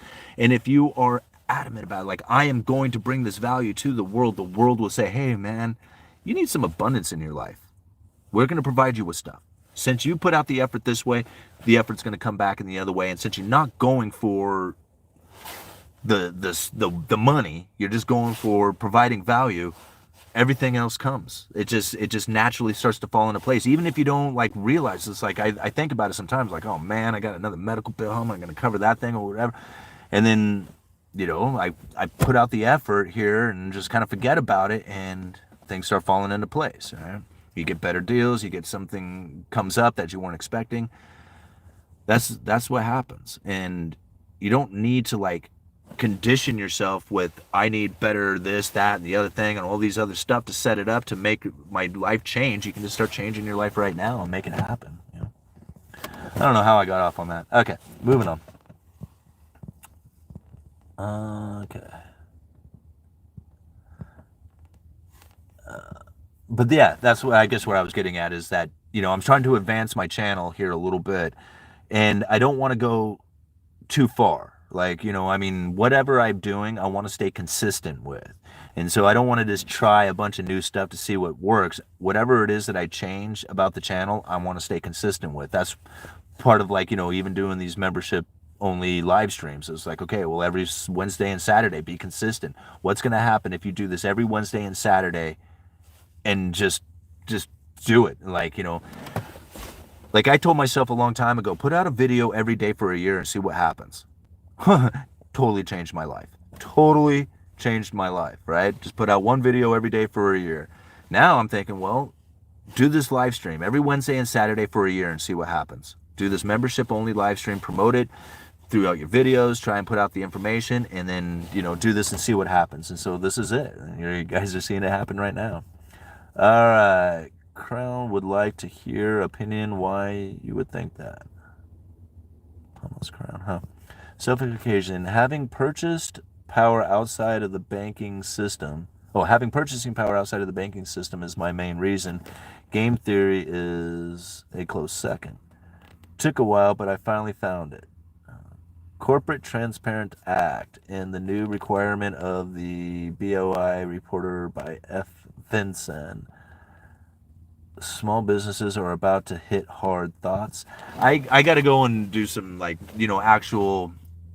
I got to actually do some research on that and get the opinions of some other people to really give you kind of like, to give you like my good opinion on it. At this point, I really couldn't give you anything that would be of any kind of real helpfulness. All right. I just asked my mom what the corporate media is saying about the economy. She said it's going okay, but its groceries are still high. Are grocery prices part of the bullwhip effect? Absolutely. There is nothing that is outside of the bullwhip effect. This is one of the reasons why I think it's really, really important to understand those four economic theories: the bullwhip effect, Gresham's law, the Cantillon effect, and Triffin's dilemma. Bullwhip effect is something that, like, I mean, when it comes to just about everything that happens within the economy, within business, within everything, the bullwhip effect can apply, right? And you really have to understand, like, what is it that is happening out there when you have a disruption and a gap in production or an obscurity, within like, where inventory levels are. There is so many things that can cause this disruption, cause this bullwhip effect to happen, right? But ultimately, what ends up taking place is that there's a spike in demand, right? Whether it comes from shortages, whether it comes from like, all of a sudden everybody just wants this product or whatever. There's a spike in demand, right? So this spike in demand starts rippling through the distribution network, right? And now as the people who are, hey, I want all these products. I can't find it here. I want product, right? Well, now the distributors, the warehouses, the wholesalers, all these people are getting this demand all the way up to the manufacturers. Manufacturers are like, whoa, look at this high demand going on here, right? So they start pumping out a lot of product. They're like, hey, we need to fill this demand. So as that demand starts moving, or that product starts to move into the system again, all of a sudden you find that the demand starts to fall for whatever reason. They're finding their products. They're not worried about, whatever trend starts to fall. Whatever reason is that the consumer, the demand side of things is starting to taper off. At the same time, all this manufactured goods comes in. So it doesn't matter if it's chicken or pork, because we saw it happen within the pork industry, right? The pig farmers started ramping up production during the pandemic to meet the demand for pork. Then they overproduced the pork, and now all these pork farmers are basically going out of business, right? This is the bullwhip effect. And it can happen in the food industry, it can happen in commodities, it can happen, hell, it can even happen in, like, I would imagine, in the service industry. In fact, I think Cantillon talks about that in his essay when you take a certain nation, right? And, like, I think he used, like, maritime, like, training people to sail. And if you have like all these people who can do maritime, like who can sail, now you got a distribution network, right? You can go and sail to these other nations and start, moving products around. However, if you train everybody in that country to sail or to be a mariner, right? Well, there's only so many of those people who are going to be able to actually do that job. The rest of them, it's going to be a wasted effort. They're going to have to find something else to do. So that bullwhip effect could land anywhere, in even within, like, the training of people or something like that. And all of a sudden you have an abundance of trained people who can't find a job anymore. It makes me think of all the degrees right now that are running around, But yeah, the bullwhip effect, once you kind of understand that it's the gap in production and then the misunderstanding of what has taken place from the demand side all the way up to the manufacturers, once you kind of see that, then you can find where it'll happen in just about anything out there. Anytime you have a shortage, prices go up and investment starts to pour into that, you're going to have an overabundance of manufactured goods come in, prices are going to crash, and people go out of business. Good times. Good question. That's amazing. Did it all off a cell phone? Yeah. I mean, I still haven't changed that. Like, it's crazy to think, like, people were like, man, how do you do it? How do you get, like, I'm sitting here doing this YouTube channel. I'm like, wow, I want to do some interviews. So I went on this kick where I'm like, I'm asking all these people for interviews if they want to come on the channel. And I went on like this, I don't know, 2 or 3 month long kick where I was just like, asking a lot of people. And I get Peter Schiff, right? And Peter Schiff wants, he agreed to doing an interview. I'm like, holy crap, with the Uneducated Economist, I got Peter Schiff on. So here I am, like, at work trying to negotiate, trying to arrange lunches, right? I'm like, I'm getting emails from Peter, like, rearranging, like, he's like, dude, we're going to have to postpone this interview. We're going to have to go later or whatever. And so I'm trying to get the lunches arranged. I jump in my little shitty Toyota. I drive out behind work. I get the camera roll set up just in time for him to come on. And he goes, dude, are you in your car? And I'm like, yeah, man, I'm doing this with my car, but I don't care that I'm doing it. I didn't tell him this, but I'm like, yeah, I don't care that I'm in my car. I'm like, yeah, man, I'm in my car. Let's do this, right? I don't care. I don't care if I'm in a $500 Toyota interviewing a billionaire, right? That the car, none of that, that doesn't matter. It's the words that we're using right now. That's the only important thing right now, is to make sure that I was here for this interview, got him on there, and asking these questions. Everything else just went away. Right? And that's exactly the way I felt about it. As soon as it was over, I was like, yes, damn, that was a good interview. I mean, I don't know if you guys seen it, but the Peter Schiff interview on this channel is a good one, right? It was probably one of the better interviews I had, and it was one of the more popular ones for sure. But at the end of it, like, I did not have any kind of, like, feeling like, oh man, I can't interview Peter in my $500 car, and I can't just do it on a cell phone. I gotta have equipment. I gotta have all that. No, I don't. No, I don't. I had to ask him, Peter, you want to do an interview? Let's get it going, man. That was it, and everything else didn't matter to me. It was just like, get the job done. And it was cool, and it was awesome. I still use an iPhone 6. Yeah, mine didn't. The battery went a long time ago. But I use my wired and rotary phone. Oh man, throwback. I haven't seen a wired phone in years, right? It's all cell phone and computer apps. All right. I use PSYOP, but I have wired phone in every room and a pay phone outside. Even in corporate America. Wow, I hate cell phones. I generally dislike most new tech. Alright. They are uncomfortable to use versus old handsets. Have you heard about the read-up on the new law in California? The exit tax, freaking crazy. Thank goodness I'm not in California. God, I can't even say it. California. No, I haven't. There's so many like individual laws within each and every single state. I couldn't possibly like keep up on all those things. So no, I haven't heard about that one, and I really couldn't share any thoughts about it. So I'm sorry. All right. Just on retailers got to increase their prices to have a buffer for uncertainty of the bullwhip effect. The supply chain is still more uncertain than pre-COVID, so prices are still elevated. Unfortunately, I disagree with you on the retailer side of things, and here's the reason why. Is because I do retail sales for a living, and especially like within the lumber industry, I got so many accusations of you guys are gouging the customer. Right? I heard it over and over again.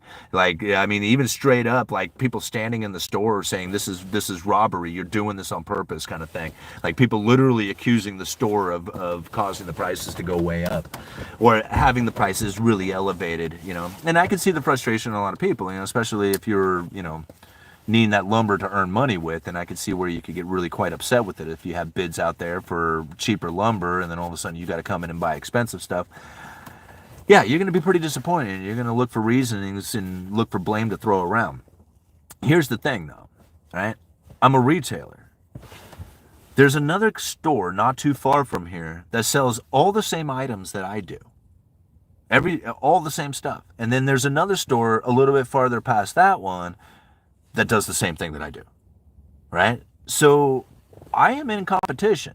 Like, I'm not going to call them up and like, hey guys, what do you got your 2x4s at? Yeah? Well, I'm going to price mine up here. Why don't you price yours up there, and then we'll all have really expensive lumber that we can gouge the customer with. Sound good? Yeah? Okay. I would hang up my phone, and then I would adjust my prices to be exactly less than theirs. Every time. Every time, until I finally found my bottom in which that I wouldn't take any less of a price. And that would be my price. It would be like, I can't go any lower than this. This is what I paid for it, and with my little bit of markup, and I'm not going to go any lower. So to try and gouge the customer would mean that it would take a coordinated effort from all these retailers who are in competition with each other, who would be like, yeah, go ahead, man. Put that price up there on your lumber really high. That's a good idea. I'll do the same thing. Yeah, all right. Okay. I'm not going to do it. Of course not. I'm going to sell the cheapest lumber I can and make all the sales. Right? I mean, that's what I'm going to do. I mean, like, I can't see... Like, when people are like, the retailers are gouging the customer, I'm like, what the? No, they're not. Like, that doesn't even make any sense, Now, there is moments in there in which that you can. Like, I remember one time, a guy calls me up, he says, hey, man, I need a 6x12 really bad, man. It's, 16-foot or whatever. And I'm like, oh, yeah, I got one. He was like, oh, thank God, man. You're the only one in the county who has one of these. So, only one in the county, you say? No kidding. Now, obviously we were joking around about like, now I got the opportunity. I can charge anything I want for it because I'm the only one who has it. But of course I wouldn't do that. I just charge what I normally would to it. But the option was there. If you are the only one with it, then guess what? You get to charge whatever you want. All right. And something very similar happened to me again with just a little, like it was just a little box of screws. It's concealed fasteners for doing like composite decking. They have these little clips that you can connect the deck down to the joist with so you don't see the little screws on top of the boards. So it's concealed fasteners, right? This guy comes in, he's in desperate need for one of these boxes. It's the weekend, right? And he has this crew out there. They ran short of these concealed fasteners. He needs this box so that he can finish the project up, right? And I'm like, yeah, I got it. Boom, right there. And he says, oh, well, that's kind of pricey. You know, I mean, I can get them online for like $10 cheaper. And I'm like, okay. So I pick up the box and I pull it back. And he was just like, well, I need them. I'm like, yeah, I know, but you were going to order them online for cheaper. And he goes, well, I need them today. And I'm like, I know. That's why they're $10 more, because I have them here right now for you. It's not gouging the customer. It's convenient, right? If you don't like the price on it for it, go order it online and pay those guys for the next 2 days, you know, and wait for your product to come in, right? Don't hassle me. I've been having this on the shelf. I paid for it already. It's been sitting here for a month or two, and now I'm going to make my money off of it. That's not gouging the customer. Right? That's providing an actual service, a convenience by having it there. So again, like gouging the customer, the retailers didn't happen. I don't see it that way. There's too much competition out there that will force the prices down. It's all about a supply and demand imbalance that's happening.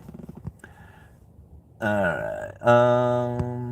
I remember hearing a lot about farmers killing off livestock and how certain droughts have screwed with other popular produce. Yeah, no, that will definitely happen. In fact, I heard of right as the pandemic was kicking in, my friend Brittany called me up and she was just like, hey, my husband's heading off to this, you know, wherever up in Portland.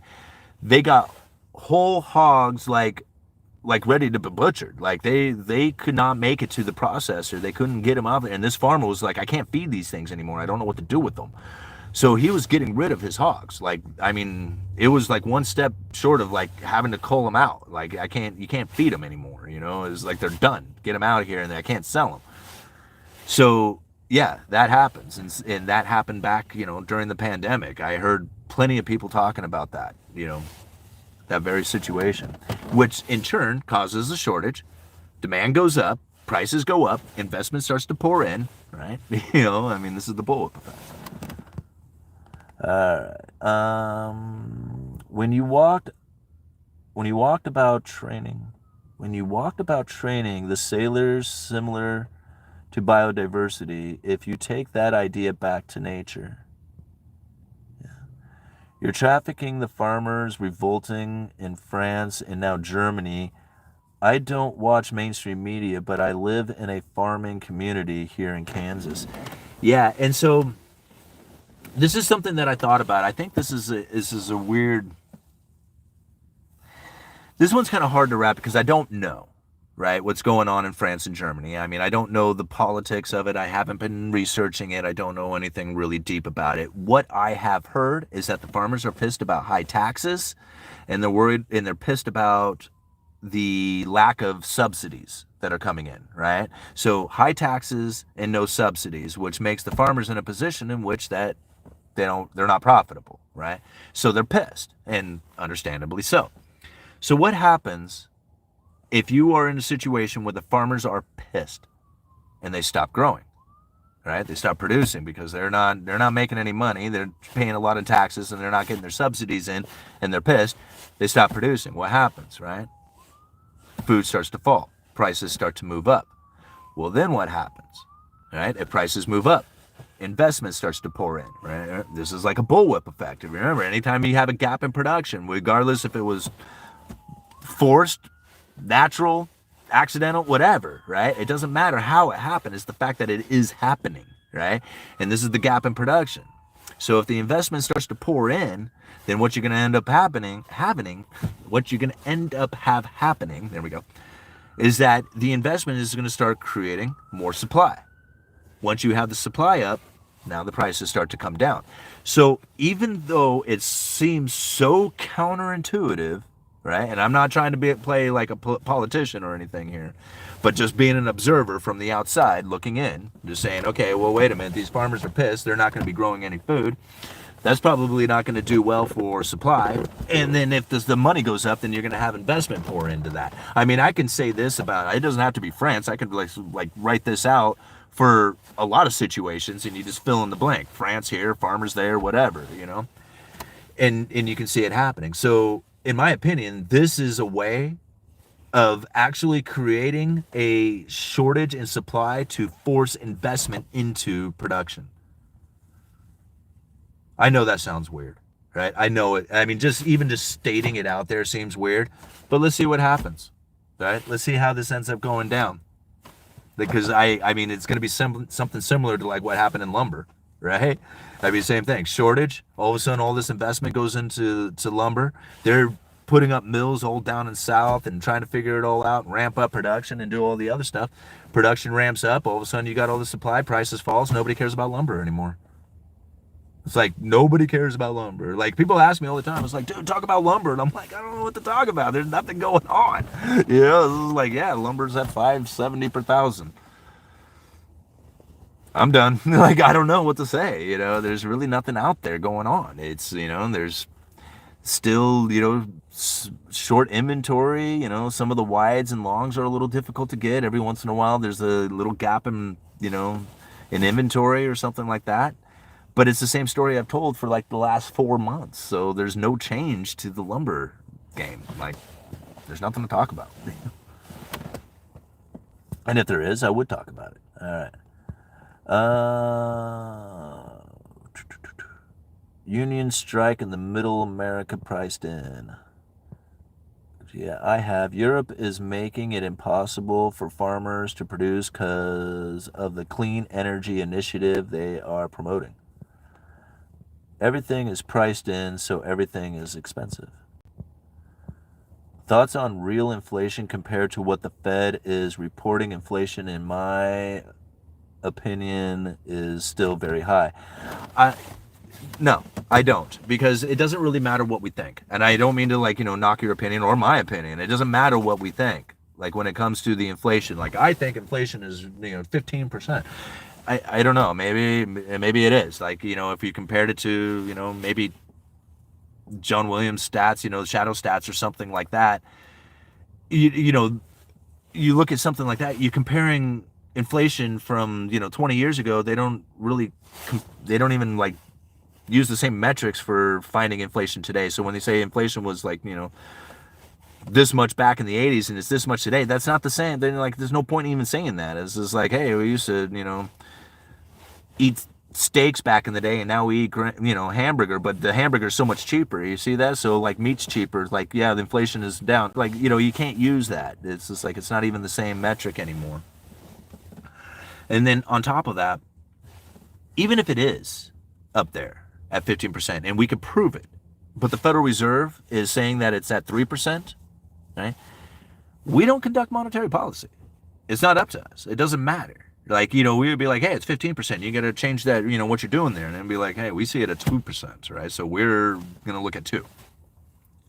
So they're going to adjust their monetary policy according to whatever it is that they see, right? Not what we see. We don't matter. Like, we matter individually to ourselves, but we don't matter to the Fed on what our opinion is, right? So it's up to us to understand what the Federal Reserve's opinion is and what it is that they plan on doing with the monetary policy so that we can most appropriately make the best decisions for ourselves, right? That's really what it comes down to. I'm not here to guess on what inflation is or going to be or should be or anything like that.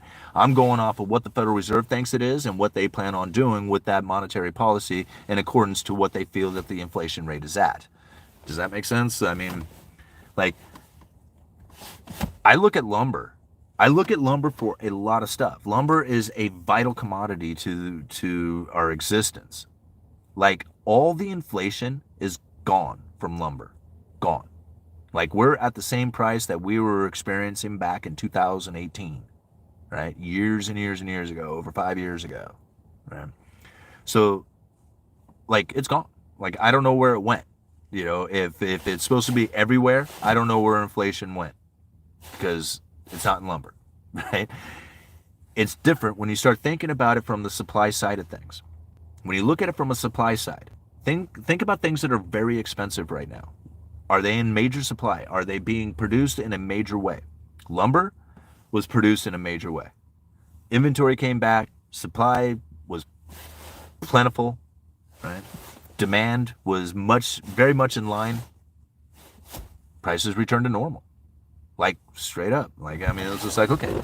So that wasn't hard for me to see, right? I mean, I saw it prior to even lumber coming down to its regular price. I mean, it was still running at $1,700 per thousand. I could say, hey, this is supply chain. This is a supply chain issue right here, right now. So I think about it. It's just like, okay. So there's other stuff that's really expensive right now. Like my wife was like flipping out about the oil, like cooking oil. She was just like, whoa, this is really expensive. And of course, I don't do the shopping very much, so I didn't know. I'm looking at it, I was like, yeah, it looks expensive to me. So here it is, like cooking oil is really expensive. But you also have to think, like, where is it in the world and how much demand for cooking oil is there, right? A lot. And it probably comes from a lot of different sources all over the world. Not just here in the United States, but everywhere. Now, when it comes to lumber, most likely you're probably going to get lumber that was manufactured somewhat domestically. Now, even if it's Canadian lumber, it's still fairly close to the United States and North America. And like even Canadian imports only make up like 20% of the softwoods here in the United States. So when it came to like lumber, our forest, our machinery, our labor, our stuff, our distribution, everything was ours, domestic. Returned right back to normal, no problem. Everything else in the world has globalization involved in it. Like, you want anything out there, you're going to have to get parts from all over the world. Right? That's the problem with it. Right? That's why you have so much inflation that's sticking around, is because of that distribution network that completely fell apart. Right? Yes, there is stuff that is going to remain expensive. But if you look at things that are normally moving up with the money supply, like silver, like oil, like lumber, right? None of these things moved. Why? It's because of supply and demand imbalance. Those things are in line. Everything else is out of balance, right? It may have a lot to do with the money printer, but it has everything to do with supply and demand. All right. What time is it? All right, hour 40. Let's give it another 20 minutes and then we're going to call it. All right, thoughts on real inflation. All right, we did that. Okay. Food and rent is crazy. I feel bad for my kids. Housing will be unreachable. Yeah, I mean, I don't know. There's a long ways. Like, I don't know how old your kids are, but, you know, I mean, I have a 9-year-old and a 15, 16-year-old. 16-year-old now. She was so weird to think. But I think about, like, you know, by the time they get into an age in which that they will probably be buying a house, we're talking like 20 years from now, probably. Right? I mean, realistically speaking, 20, 30 years from now, before they will be into a house. Who knows what is going to happen between now and 30 years? There is going to be a huge demographic depletion of the baby boomers, right? By that time, most of those folks are going to be long gone, right? And the new generations of people who are coming up don't behave quite like the previous generations. You know, you go and get your driver's license car, you get a house, you have kids, all this other stuff. It doesn't quite go down the same way anymore. So are people going to be able to afford a house in the future? Are they even going to really want a house? Like, I mean, you know, generally, if you want a house, it's because you want to raise a family.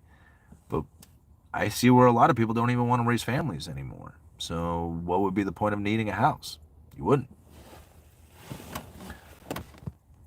All right. City still raises real taxes, collects. CC companies going to 30% interest. Wages are stagnant. I like your personality coming out with putting the nails on the table. All right. Well, I mean, really, you think about it. I mean, this guy's doing, like, you know, he's got a crew of people over there. He's, you know, like every minute that's ticking by is like counting dollars, and he's sitting here screwing with me over $10 over a box of screws. You know, and he was like, well, I could get them cheaper online. And I'm like, well, yeah, you could. You know, they don't have them sitting on a shelf for you right here, right now. You know, no, I'm not giving you any kind of discount on these things. Yeah. Yeah. And that's the thing. I would have given him a discount had he bought the rest of the package from me. If he had bought all that decking from me, then I would have been no problem. Here you go, 10% off, man. You know, but it was like, you didn't buy anything from me. So no, I'm not giving you a break on these screws. All right, I'm an accounting undergrad program working towards my CPA. I work with CPAs and EAs. You should hear them talking about raising fees and by quite a bit. I'll never be like that. It's rampant. Yeah, well, here's the thing that I found. I've been doing lumber sales for a very long time, right? I mean, I've been in this game since I was 18 years old. There's really like I've been doing it, right? And it's all second nature to me now. I don't even think about doing sales. Like, you know, a lot of times when you're new to sales, you have to learn like the tactics. You know, you have to learn how to interact with your customers so you don't run them off, so you don't, you know, get, you know, finalize the sale, you know, get it, you know, close it. It becomes very natural and very fluid the more you do it, right? And it's just like anything else, like, you know, you watching your buddy how he picks up on girls, he can just do it just naturally or whatever, and where everybody else is like fumbling over their words and stuttering and can't figure it out. You might have a buddy who just naturally can just do it. That's because they've done it so much. Same thing with sales, right? Sales are a very easy thing to do. And you know, when you think about it, a lot of people, when they become a salesman, they want to earn a lot of money, right? And they think, okay, so if I'm a really cool salesman and I'm really friendly and I'm really nice and I can do all the service and I got all the things and I can charge a lot of money, you might be able to get away with it a couple of times, right? But then you're going to have to maintain the ability to pull that off, which becomes very difficult the moment that somebody shops you. Like, you might be able to pull it off one time where you're like, man, I'm the cool salesman, whatever, and the people that you're working with just absolutely love you. They just like, oh man, that's the greatest dude ever. They don't even shop around. They don't go and look for any pricing anywhere or whatever. They liked your service. They liked your attitude. The price worked for them. Boom. Happened, right? Now, if you were in a position in which that you had that price quite elevated and you try to keep pushing that same thing, you're going to find that people are going to start shopping you and they're going to stop using you. Right? And the reason is because you have elevated your price way beyond what it is that the rest of the salesmen in the entire world are doing, right? But you're like, I'm cool, man. I mean, I can really pull it off or whatever. Yeah, until the day that they don't like it, right? They don't like you for some reason. They didn't, you know, say good morning, how's your kids or something like that, and they thought that you had an attitude. Now they're shopping on you and they don't want your high-priced stuff anymore, and they consider you a high-priced individual. Right? See, this is the problem that ends up facing it. When I do sales, right, I don't think about like how much I could possibly charge for this customer. I don't do that. Like, never do I do that. Right? My thought is, what is my competitive price, right? What is it that I could charge for this thing that I feel is going to be the appropriate price that'll keep me in competition with the other guys out there, right? Because I know about what they charge, right? And if it's a really big project, I might knock off a few more percentage points to make sure that I get it. But the last thing I'm going to do is think to myself, man, I'm really going to gouge this person. I'm going to go for the best money on it. I might get that sale, but I'm going to start losing the rest of them going down the line. I know that'll happen because I've seen it. I've seen it happen many times. I've told many salesmen and they're like, oh, dude, look at the markup I got on this deck, you know? And I'm like, that's a lot of money, bro. That's a lot of money. Yeah, let's see if you can keep that up. And then they look at me like, what do you mean? Of course I can. And then they'll find themselves in 6 months or whatever, they will find their margins back down, being competitive, trying, you know, to stay in frame with everybody else, right? Because that's really what ends up happening from them. Sales is a very tricky thing.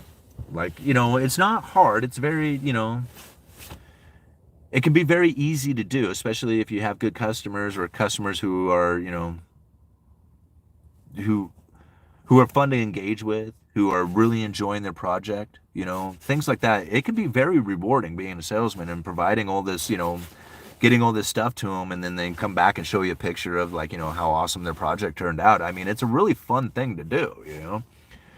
But it can also be pretty, it can be competitive. It can be, it can be kind of ruthless at some points. I mean, I remember one time I had this huge, I mean, it wasn't an entire house package, but it was a really decent remodel, right? And so there was quite a bit to it. There was a lot of framing, siding, windows, doors, roofing, deck. There was all kinds of all these parts and components to it. And I remember it was just like, I gave it, like, it was a really low markup. I mean, I had taken it down to like what I felt was like the bottom line, right? And I lost it. And I still lost it. And I couldn't believe it. I was just like, man, at some point, like, you just can't go any lower. You got to make some money. And I eventually, I just had to tell him, I was like, I'm sorry. It was just like, if those other guys want to provide you with this material at this price, I would do it. I would do it. Because it's not worth it to me anymore. Like, I cannot run this stuff out there, be in all that, and still make money at this. It's just like, it's gone down to that far. And I've had to do that before. I've actually told customers, I said, I'm sorry, I cannot go any lower on my price, and I'm not going to on this. So, and they take it over to the competition, and then they go get it. But I think about it, it's just like, man, that competition's working hard for that one. They're working real hard for it. And if you're working real hard on doing that, what you are doing is you are taking up your time to try and go for, more dollars. Like, you're tripping over dimes. You're tripping over dollars chasing the dimes. And that's... Wow, why am I going off on sales? Let's talk about something else. All right.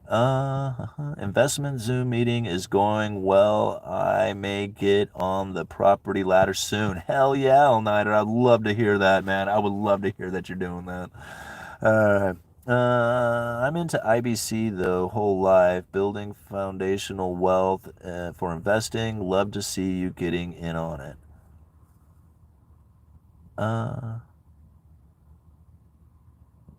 IBC through whole life. Huh. Okay, interesting.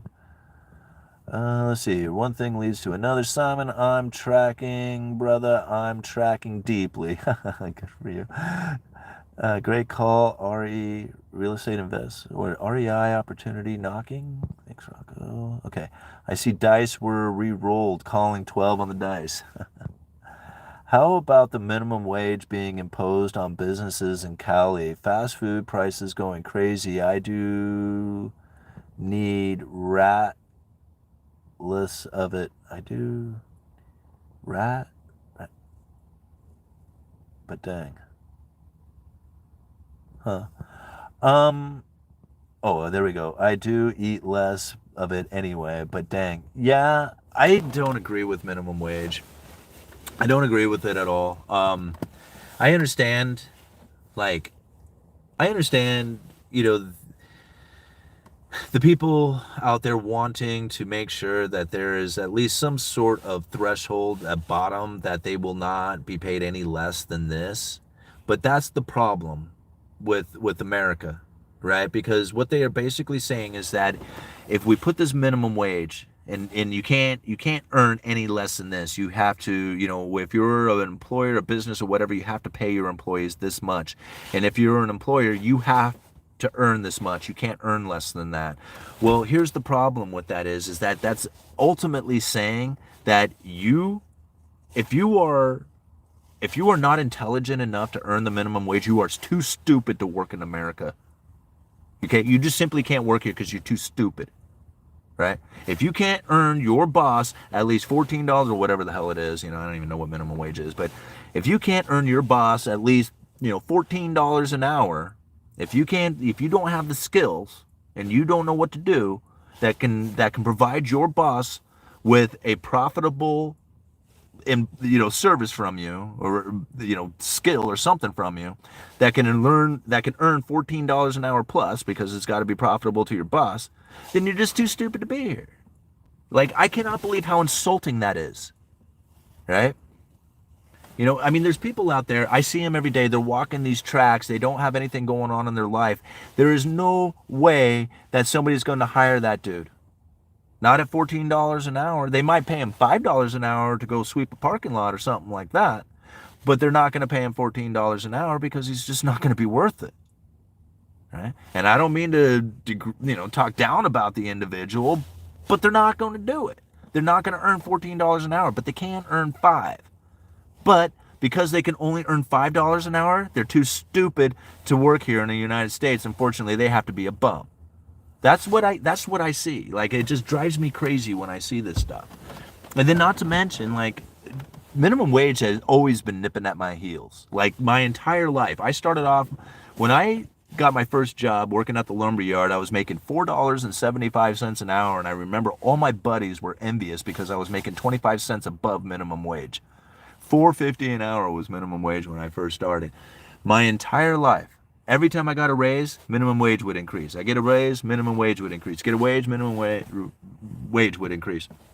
I went from just lonely yard worker loading up, lumber, to driving forklift, building loads, to all the way up to yard foreman. I was in charge of all these people and crews and deliveries and inventory of yards. And I was like, in my early 20s at this time.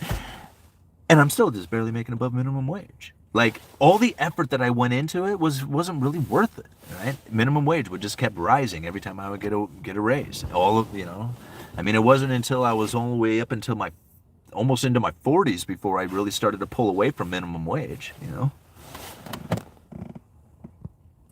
right. All-nighter, I watched your video about you getting stopped by the 5-0. Really interesting. Yeah. Absolutely. Go check out the financial logistician on TikTok. I will go and try and get a link to it, put it down in the description of this video. All-nighter he definitely has a passion for this knowledge. When it comes to, like, the sovereign citizen, understanding case laws, understanding how it is that we, as the individual, have a higher authority than anything else out there, including the authorities. The authorities have to stand under us. Right? And if they don't have all their credentials, if they don't have their stuff appropriately, if they are not conducting themselves in the absolute most appropriate fashion, right, to their own requirements, right, then we get to hold them accountable for that. And All-Nighter proves it.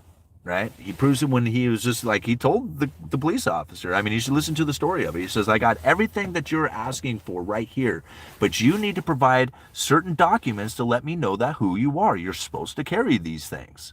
And the guy was like, well, can't you tell? I'm a cop. Look at my squad. And he goes, nah, uniform and a card does not prove who you are. Period.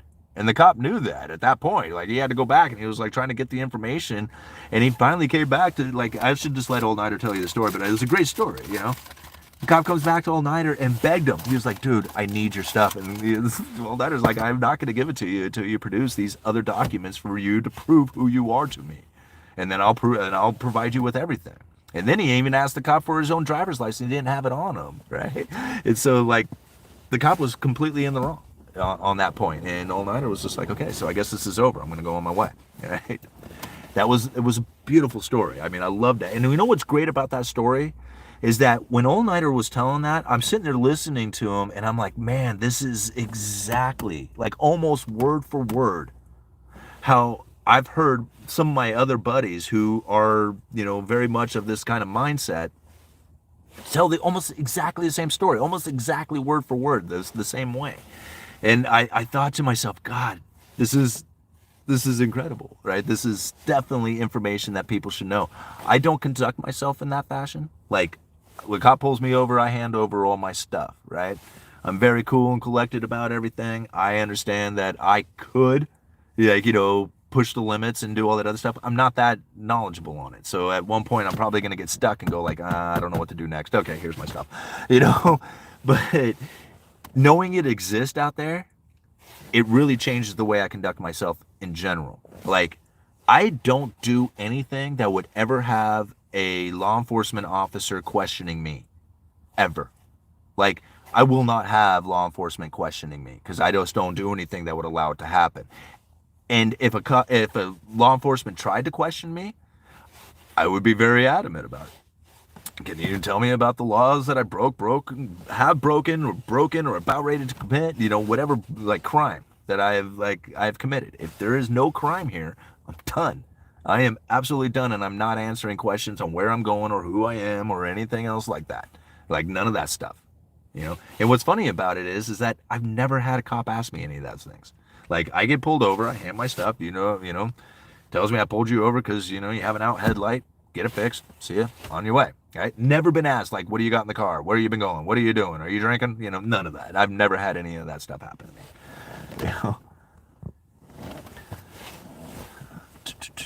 All right, we talk about Houthi and Hoodie and the blowfish screwing up the supply chain around the Red Sea. That's going to increase prices for some things. The endless money printer. Thanks, Memento. That was a hairy time. Then I realized how strong my position was. Dude, it was a cool story. All right, me too, Rocco. Forced hell through financial repression. That's why I get jobs in high-end homes, because I don't charge the wealthy any differently from the poor. And that's just the thing. You charge your price. You charge your honest, fair price. Okay? And that's what it is. Like I've had people just like, hey, I need a quote on all this material, and they're like, I got a quote from another lumberyard, and do you want to, like a lot of times, I love it when they just give it to me, and they're like, do you think you can beat these prices? And they'll hand me a list from somebody else, and I'm like, well, I will now, for sure. You just gave me their list, no doubt about it, right? But I also found a lot of times when I'm pricing it out that I look at that list in my what I would normally do for a package, beat them anyway. Right?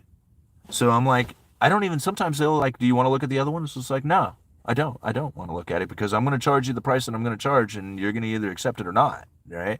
And I'm not going to adjust it after I hand this piece of paper over to you. There might be something in there that, maybe got mistaked, or something can change or whatever. But once I lay that down, that's pretty much the way it's going to be. That's the price that I'm going to charge for it, because I've already come to the conclusion, and the size of the project, where it's located, what's going on. I already know what my markup's going to be, and I know it's going to be competitive, because I've been doing this for so long. Sup, guys? Had to work tonight. I'll catch the replay tomorrow. Right on, Putz. Thanks for coming in. At least for coming in and saying hi. Maximum wage coming soon would be par for the course. Yeah, right. My first real job paid $6 an hour, learning with general contractors. General contractor, right on. Oh, cool. So All Nighter put his TikTok link up in here. Go check it out, man. Go subscribe to his TikTok channel. He's putting out really good stuff. He's working hard to, be consistent on his channel. And that's the way you do it, You put out a video every day for a year, see what happens. All right. All Nighter, are you on YouTube? I am not on the other social media. I am under this name. After 22 years in the military and doing things, I'm very reclusive these days. Glad you're here, Rocco. Hope you're well, man. My pops was in Vietnam and will not talk about it. Yeah. I have major, like, I'm like one of the only males in my entire family who didn't go into the military. And I really should have, because I think it really would have done me well. But I was one of the few who didn't go in. And, really, when you have brothers and your father and you're living on military bases and all that, by the time I graduated high school at 18, I felt like I was getting out of the military. Like, I was surrounded by it constantly. So to me, like, I was finally like, feel like I was freeing myself from the military by moving out. But I have a lot of military in my family. In fact, if you want to check out a pretty cool story of some of my family from the past, check out, you can just Google it, USS Caron. So the USS Caron, the USS Caron. It's a Navy ship. You can go and check out Maurice Caron. That was my father's cousin. So he was a Vietnam field medic. He was a corpsman in the Navy, and the Marines recruited him for a field medic, and it's a pretty intense story. So if you're, if you want to read a pretty cool story, check out the USS Corone and read up on that. It was pretty cool stuff. All right, thanks, Deja. You too. All right, I'll check you out. One of the reasons I live in Kansas and on a private property, my toys and I stay at the ready always. That's awesome. I carry every day too. It's called asset management. I like that. All right. But we got to be productive and positive role models these days. Absolutely. The VA funds my schooling all the way through post-grad. I learned financials. I help vets and referees, mainly. I dig Simon. He's broadening my mind to things not ever taught in my college classes.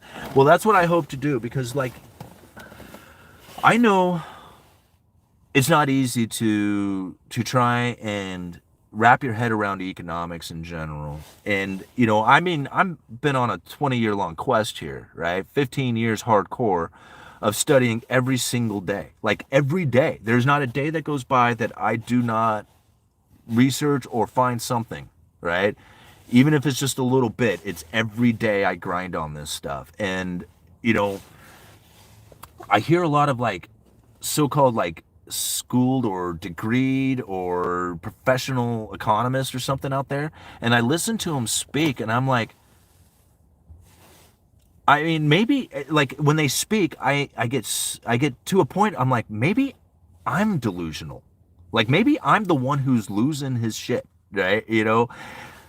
I understand that I, like, speak in a way that is a lot different from a lot of other people out there, but everything that I have ever learned about economics came directly from the people who are conducting monetary policy, right?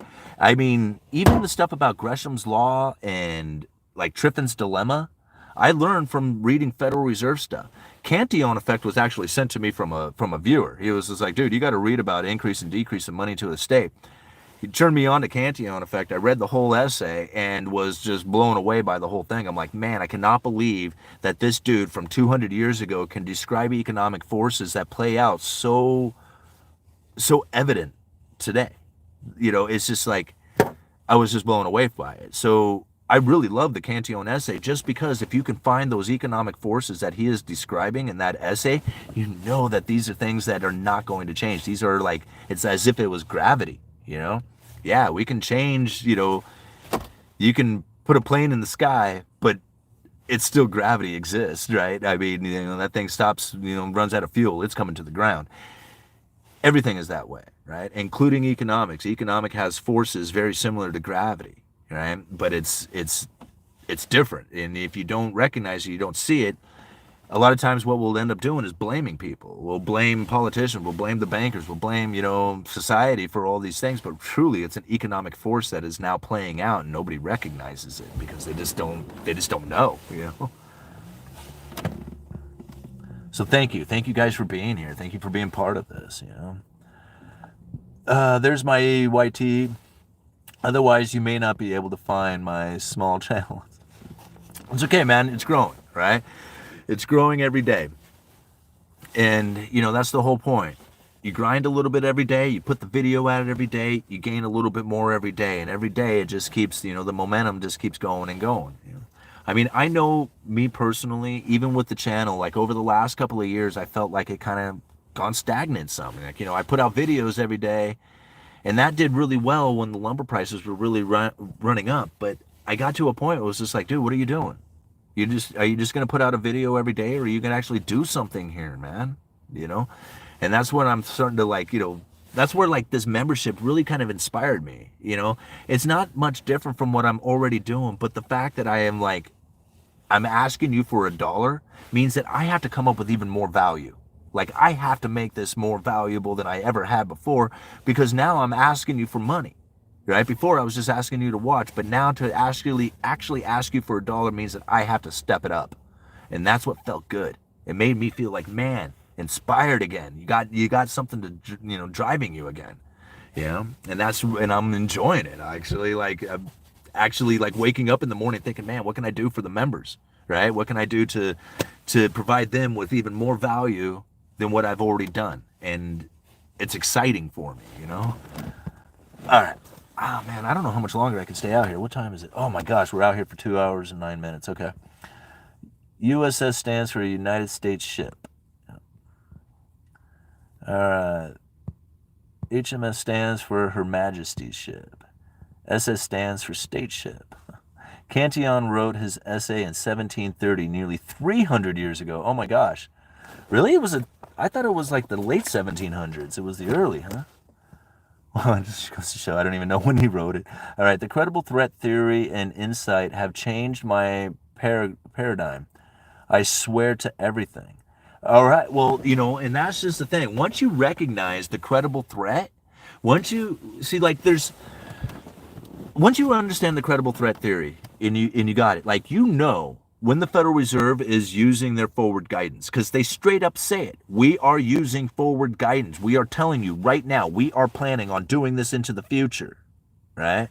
That's forward guidance. The credible threat is like the things we're experiencing right now.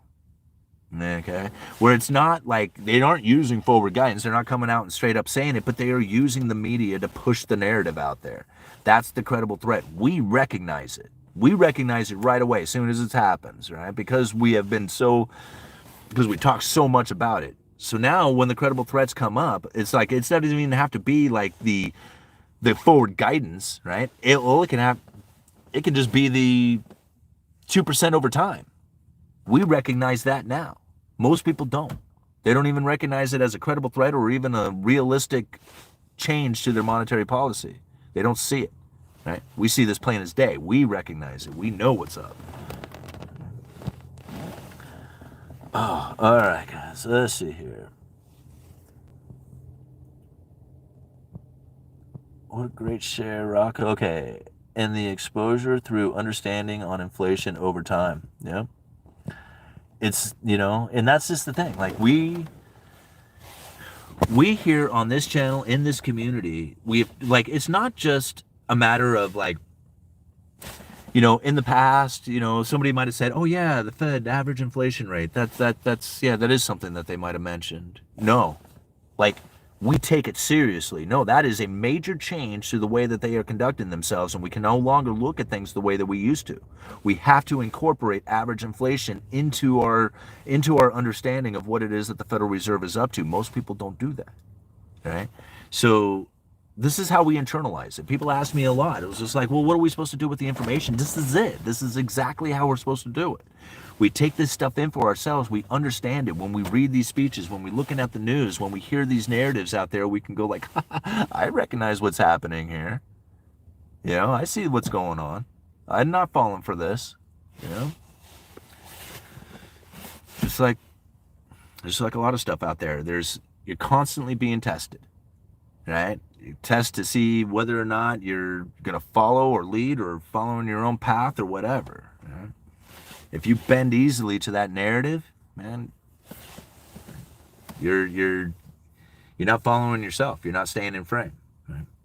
I read this stuff, right? I don't need the news to tell me what's going on. I got it right here. I mean, I go through this stuff every single day. When the news is out there talking, I look at that stuff and I'm like, man, you guys are late. You're missing it. You don't know what you're talking about. But I do like reading the mainstream media articles because it gives me the idea of what the narrative is out there. It also gives me the opportunity to say, hey, look at what these people are saying. And this is my opinion about it, right? I mean, good stuff. All right, guys, I'm probably boring you now. What do we got here? We got 27 people, 34 likes. It's been a wonderful evening. We're at 2 hours and 13 minutes into it. I think we should probably call it an evening. This is a great community. Together, we're a bunch of smart asses. I mean, smart ass people. I totally agree, all-nighter. Like, I cannot think. Like, I mean, I know when I was trying to figure this stuff out, that I would have loved to have had a channel like this. you know, to really bounce these ideas off of, to you know, engage in conversation with, you know, people who are serious about this kind of thing. Like, I mean, you can find it on other channels, but you're gonna find that I mean, at least for now, with the membership as, you know, as small as it is, with 26 people watching right now, this tighter community, this is going to make the knowledge flow so much easier and better, and make it so much easier to understand. You know, I'm really enjoying this. So I thank everybody for being here. I really enjoyed tonight's live stream. I hope you guys had a great time. I hope you got some good information off of this. I got links down in the description if you want to go and check it out for yourselves. You know, this is it. This is how we're doing it, man. And it's been and we're going to keep doing this. You, Simon, are challenging the status quo of major propaganda machine. You keep educating the simpletons, and you might start gaining attention on the national scale. The next Oliver North. Yeah, bedtime soon. I'm hearing that. Well, I appreciate that, Rocco. You know, and I mean, thanks, Simon, and everyone. Have a great night. Yeah, this is what we're gonna do. I mean, I'm not stopping. I understand, like, YouTube doesn't really want to spread the videos around. I don't care. That's fine. We got a community of people here. We're gonna keep blasting out these videos, and it's not gonna slow me down, right? I mean, it's not gonna stop me from doing what I'm doing here. And if YouTube doesn't want to show the love, then you know what? Let's just do it ourselves, man. Let's just make it happen on our own. I don't need YouTube. I can do it on other platforms. I can do all kinds of stuff, right? And you guys being a member of this channel just inspires me to do that. Like, to make this a position, make it a permanent position that cannot be messed with, right? That we will always be here, constantly putting out this information, sharing the idea, and getting it out there for people to understand. And I'm not going to stop that. Like, this is my passion. This is what I'm meant to do. And I can't find anything else in my life that would drive me as much to do something as this does, you know? So I'm here to stay, you know, and I'm glad you guys are with me, and I hope you stick around and continue on, because I think there's a lot more to learn. I think there's a lot more to go, and I think this information is going to propel us in a way that unlike anybody else is doing. You know, I mean, it's putting us it's putting us in a position for us to be making the right decisions. I know it is. Okay? And if nobody else has this, right, then we have information nobody else has. If nobody else is talking this way, we are talking in a way that nobody else does. That means we are in a position unlike anybody else. You know, I mean, I can't say it enough, man. Thank you guys for being here. Thank you for being part of the Uneducated Economist. You let me know.